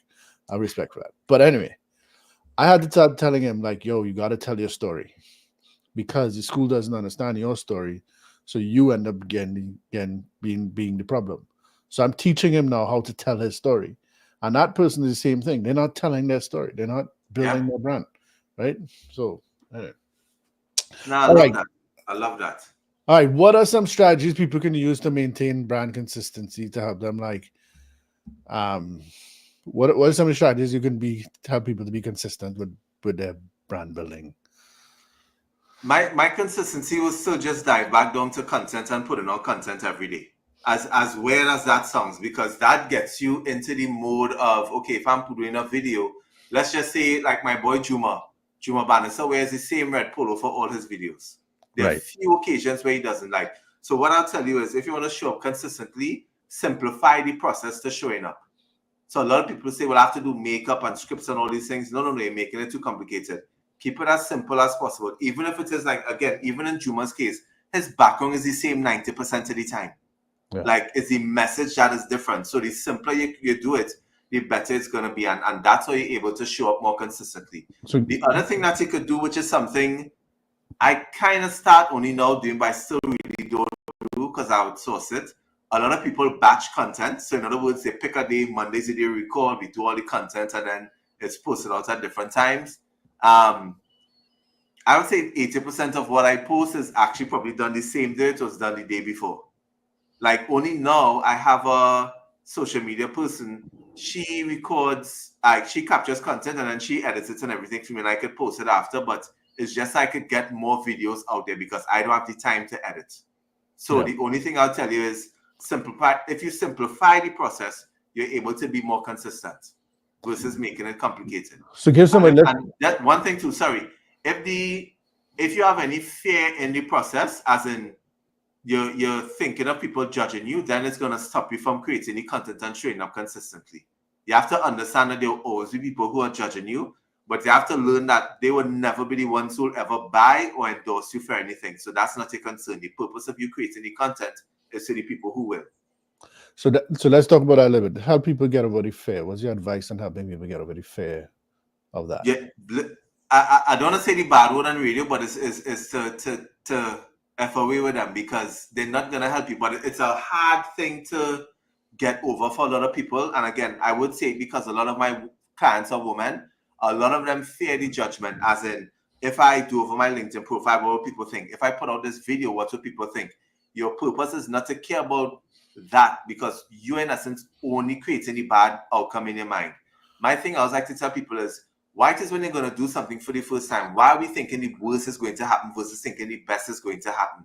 And then why don't you also realize that we don't live in a perfect world, so it's going to be a split response. Some people are going to like it, some people aren't. You just have to get over the fear and just focus on creating the content for the people who would appreciate it, because at the end of the day, a lot of these people have good skill sets that they need to make sure and put it out there because it would help others. So you need to focus on them versus the people who be like, who Jared Feely is, who Kita Feely is, why he putting out this video? What they feel is some expert? You're not my concern. As a matter of fact, those people never comment on the video. But guess what? They will keep sharing it, which will get to your view. So you need to focus on the people who like you, the people who want to do business with you, the people who want to hire you for that job. That's your market. So let me double click on that. So first of all, when you start to do something new, people who know you will always judge you. And in many ways, what you're doing is the minute you decide, I'm going to make myself a different person, I'm going to do something different, you are leaving some people behind. Period. Yeah. Punto final. That is just part of life. Those people will be stuck wherever they are, and you've decided, I want more, I want better. Like, you are going to leave people behind. You got to get used to like leaving people behind. For women who are listening to this, there's a book called The Courage to be Disliked that a lot of women seem to really like. You have to be like, it's okay if people don't like you. As long as you know what you're doing is values aligned, mission aligned, and in target with where you want to be 5, 10, 15 years from now. What's the name of the book? The Courage to be Disliked? Yeah, The Courage to be Disliked. I'm gonna look for that. Yes. Because you know, giving books is one of my love languages now. Right. Yeah. No. I recommend that book to a lot of my clients around The Courage to be Disliked because in often what's happening, you're moving to a new market, you're moving to a new space. You have to introduce yourself to a whole new group of people, and it's okay. And you have to say goodbye to a whole bunch of people. And most importantly, you are leaving parts of yourself behind. And that's the piece that people don't recognize or people struggle with the most is once I decide, hey, you know what, I really want to build my brand because I want to be chief whatever, vice president of whatever. Yep. The minute you make that decision, you're leaving the part of you behind that was okay with your current position. That is just how that works. And you have to be okay with that. You have to have that conversation, which is why I believe coaching, mentors, peer groups, all of that is so helpful. Very, very because helpful. It helps us get over the imposter syndrome. It helps us get very focused on what our goals are, those kind of things. Anyway, I had another question for you around branding, but I can't remember because now. Oh, then let me put this out there because again, I'm focusing a lot on video content because again, video is the best way to build your brand. By the way, as in to get strangers to recognize you, people hear your voice. Like again, you get booked for speaking gigs because people hear your voice, they can see your style, they know it will work. But the other thing is, I would like to tell people, a lot of people are sometimes fearful of video content, especially because the funny excuse you always like to tell me is, Jared, I don't like the way my voice sounds. And I want to tell people a couple of things. So first one, here's the funny one. The only person that cares about the way your voice sounds is you, no one else. Right? I do like, I'm in that camp. I do like how my voice sounds. Here's the other thing which I learned years ago when I first started doing video content, and this is years ago. I talk about when I was a teen, and I was by a friend's house, and they recorded me saying something, and when I heard it for the first time, I was like, "That's how I sound." So here's the thing: I read about it. I don't know what's the scientific thing. How you sound in your head is different than how people hear you. So when you first see yourself recorded, you're going to be shocked, but that is how you sound. Be comfortable with it. And put the content out. Yeah. What I have another question for you. What some bare minimums that people should try and strive for?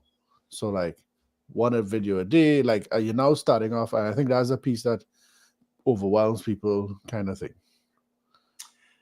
I would do I want to be kind on this boy?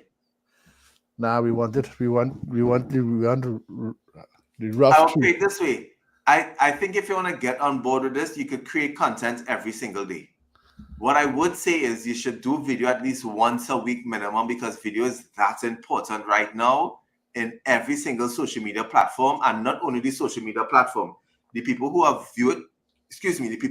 viewing and engaging and consuming the content want video versus every other platform. So keep that in mind. The other thing I would say is how I would break it up is, yes, you should be doing it every day, Saturday and Sunday as well, especially if you're a business owner. But you could break it up where it's a combination of text-based posts, where it's a combination of video content.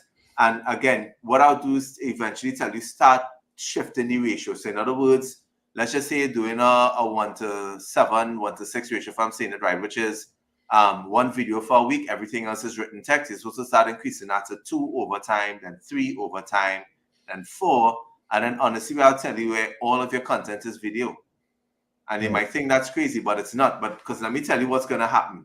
When you get into this mindset and accustomed to creating this amount of video, you have content that you can now diversify. So in other words, if you're only writing content, You have to spend time going over that same content if it is that you wanted to create it into a video. However, if I was doing only video, and let's just say I want to create a podcast, I have a podcast episode here right now, don't I? Because it's literally video. I could just extract the audio. If it is that I want the written text from this, because I'm recording what I'm saying here right now, I'm sending that to my person to extract the audio into text format, and that's going to go in as a blog, and that's going to go onto my website. So I have diversification in the content. If you just do written, you're limited in terms of how you could repurpose the content later on, whereas video will basically give you so much more opportunities. Right. All right. Let's final piece here. Yes. Learning to sell. Yes. Which is probably, I don't know. Actually, the most important skill. Actually, you see, I don't know about that. I think you have to build a brand, you have to create content, and then you have to learn to sell. You have to learn to sell, because here's what a lot of people don't realize. We don't realize like how many things are selling. We just don't see it as that. So in other words, when clients pick you, Peter, they are selling. When you were doing your book, you were selling. So let's break it down even simpler. You convincing your son to do something is selling, because you're selling him on an idea and an outcome. Yeah. You as a professional selling your boss to put you as a key person for a project is selling them on an idea. You getting that job was you selling yourself on the interview. We just don't view selling that way, but that's essentially what it is. So that's why I say, so like here's the order of the things. I used to say learning to sell was the most important thing in the world. Wrong. I've changed my mind. Building your personal brand is one of the most important things to do first. Thank you. Yeah. Then you have to learn how to sell. Right? Agreed. Then you're going to create content now, because the content is going to showcase your brand, and because you understand how to sell, you know to put it out in a way that gives your audience value. Agreed. That's the format. Like selling is the most important thing right now, because I think especially when you go into those niche markets, now is giving them value. And I'll explain it this way. I'm not talking about going in for the hard sell or coming to somebody and saying, I do this, come and buy from me. No. My selling model is this. I would create content based on the problem and solution that you're having, so that you can understand the value I bring. So when you are ready to buy, you come to me only, and you don't go to anybody else. You do not go and compare prices. You only come to me because I was the person that answered all the questions when you had the problem. That's the goal that you need to look at right now. And if you don't, you're going to run into problems. And then even if you're reach in front of customers selling, you still don't sell. Like I'll say one of my YouTube mentors is a guy called Christo, and he said it correctly. Like your focus should be on, do you have a problem that I can help solve? It's not about selling. It's literally about, okay, let me figure out what the problem is. Once I figure out the problem, is that something I help people with? No. If not, I would direct you into the direction of the people who can, because I figured out what the problem is. My goal is not to sell. Even one of my philosophies now is, my thing is, when I talk about the sales process, at the end of the sales process, we talk about the close, right? I like to tell my clients that my close is more on helping the client make a decision, yes or no. Is that I'm a right fit or not? Because the purpose of your sales pipeline is to get people in and out.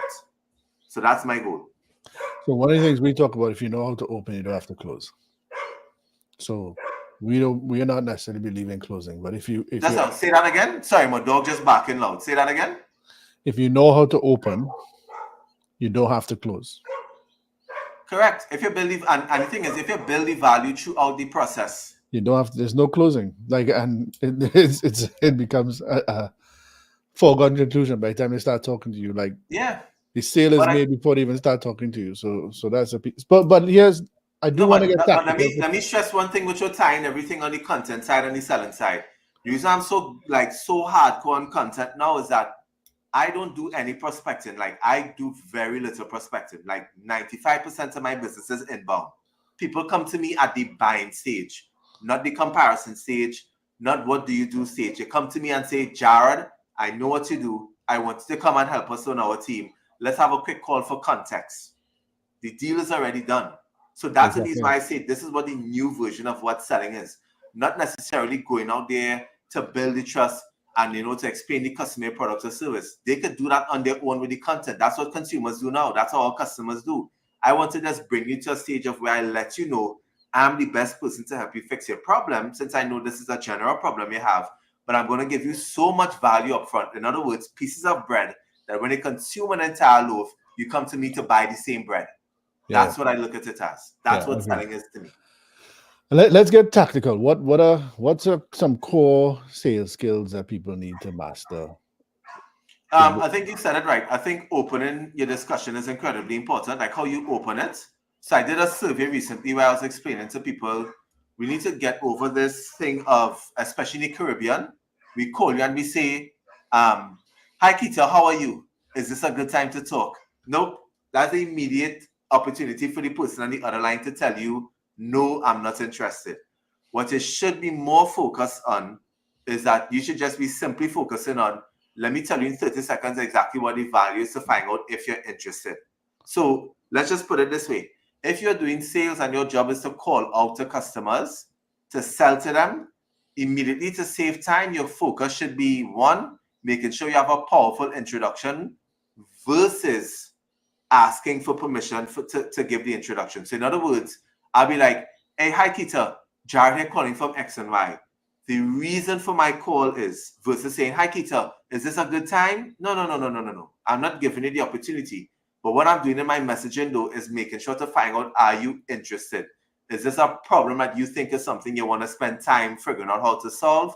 And if I'm the right fit. Like, if you approach it that way with sales in terms of your tactic, you win versus cold calling people on the phone and, hi, how are you? And all those other things. Because what you're doing is creating your own roadblocks in the sales process.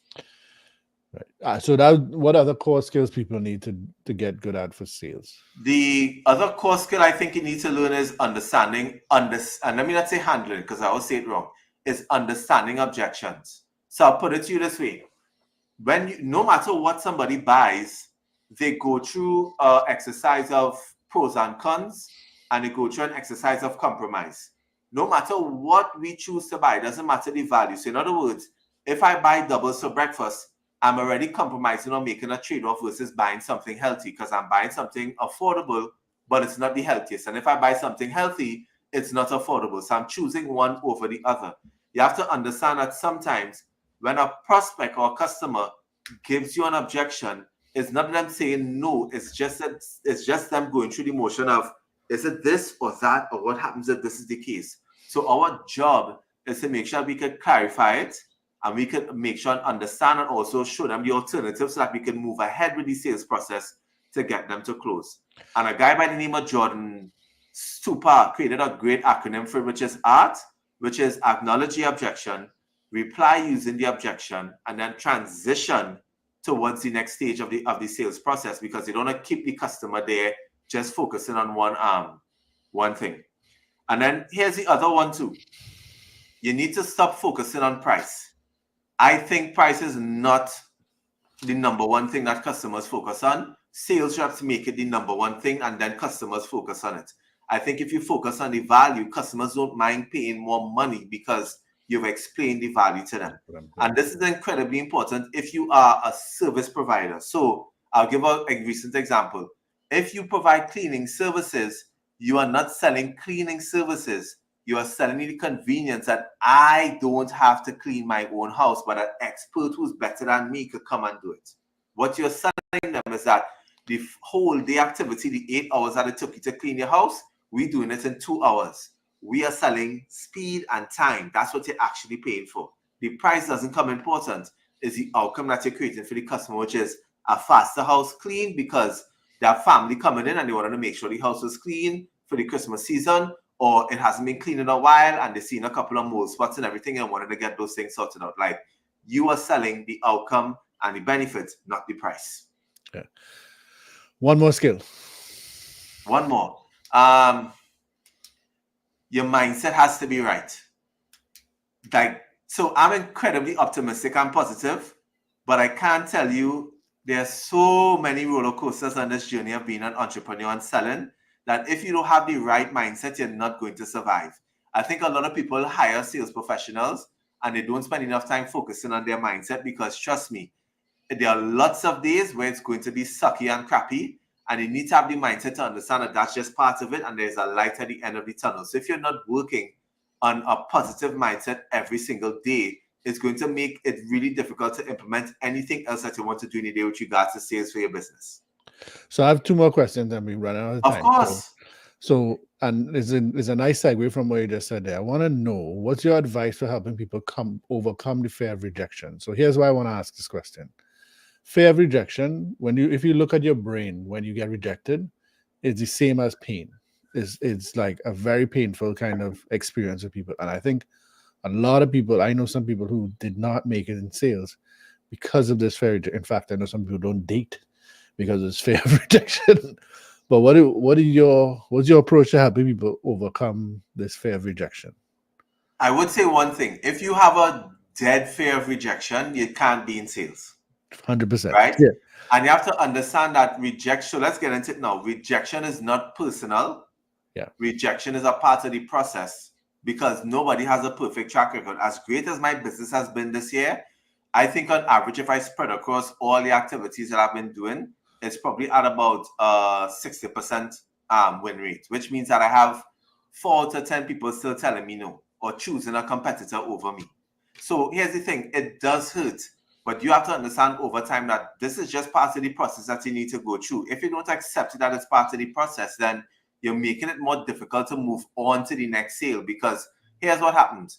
One customer rejects you, but if you take that rejection to the next customer you're talking to, you technically setting up another rejection for yourself versus taking it from a clean state and essentially starting from zero.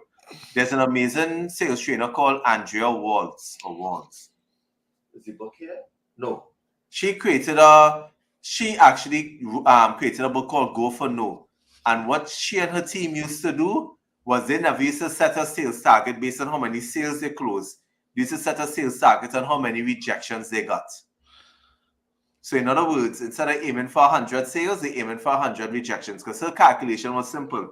If we hit 100 rejections, we would get to our sales target. Yeah. So you have to look at it from a different way. Like, understand, it's never personal what somebody says in terms of telling you, no, I'm not interested. It's just that you need to ask somebody else, or you could probably just be targeting the wrong person, because that's what happens to a lot of people. Most times you're in front of the wrong person. The value proposition. Like for example, you won't go in front of a Muslim guy selling pork. Yeah. Like, you won't set up a pork store in a predominantly Muslim area. Yeah. You're not going to get sales. Nobody buying that. Yeah. So you have to understand that, and that's a major part of it. Like, a lot of times some people just are literally asking the wrong person. Yeah. So that is just one thing they have to adjust. And if they do, you'll be okay. But you have to learn that it's just part of the game. There's lots you and I can talk about. This is my final question. What is the role of storytelling in sales process for you? The role of storytelling in the sales process is to, one, emphasize the value, but I think, two, it also creates the emotion with the customer for them to feel like it's now being relatable. So and I think it's an incredibly important part, especially when you reach the presentation stage of a sales process, especially when you have a complicated sales cycle. That ability to storytell is super important in terms of getting the customer to see the perspective, or even to see what the future outcome is going to look like if they have your product or service. Amazing. All right, Jared, we have 2 minutes left. What's the final words you want to say to our audience today? You mind if I make a small plug? Go ahead. Nice. If you enjoyed this talk, I am doing a lunch and learn talk with the chamber. You could reach out to them and find out details. That's happening on Wednesday, where I deep dive into this even more. And better yet, you get to have it over food and in person. The other thing I'll tell you is, if you have not read Keita's book, Strategy to Action, it is one of the best books that you could read, especially as we're coming up on the end of the year and you're thinking about 2025. Read that book. It is going to create a strong foundation in how you plan. And then lastly, sales is the best profession in the world. Sorry to every other department in a company, but you all don't survive until salespeople sell. So I want everybody to understand this. Please treat your sales professionals with the utmost pride and respect, because they're making sure and do their best to bring out the revenue. Sales professionals, treat your job with the utmost pride and respect, because a lot of departments are dependent on you. You can't be half all the time. You need to go out there and do your best. I don't care, and I don't care what people say. On a macro level, the economy is bad. On a micro level, the economy is fantastic. You just aren't selling it the right way to the right buyer. That's all. Right. So, Jared, I believe strategy is more important than sales, but we could have that debate any day. I think strategy comes first, but you You need to understand how to sell the strategy. The strategy can be good if We you will have the understand how to debate sell it. another time. We'll have the debate another time. But I'd just like to thank you for being on the show. But Jan, first of all, I just love how practical you are. You and I have similar thinking on a lot of things. And I like that. I feel like today anybody who's listened to this, they would have gotten some kind of takeaway from this conversation. So thank you again. And listeners, not next week, but I think next Wednesday when Dennise is normally here. I think she's still traveling, but she'll be back a week from now. And I hope you continue to enjoy this show. And thank you all for joining in and tuning in. Have a wonderful rest of your day. Bye for now, everybody.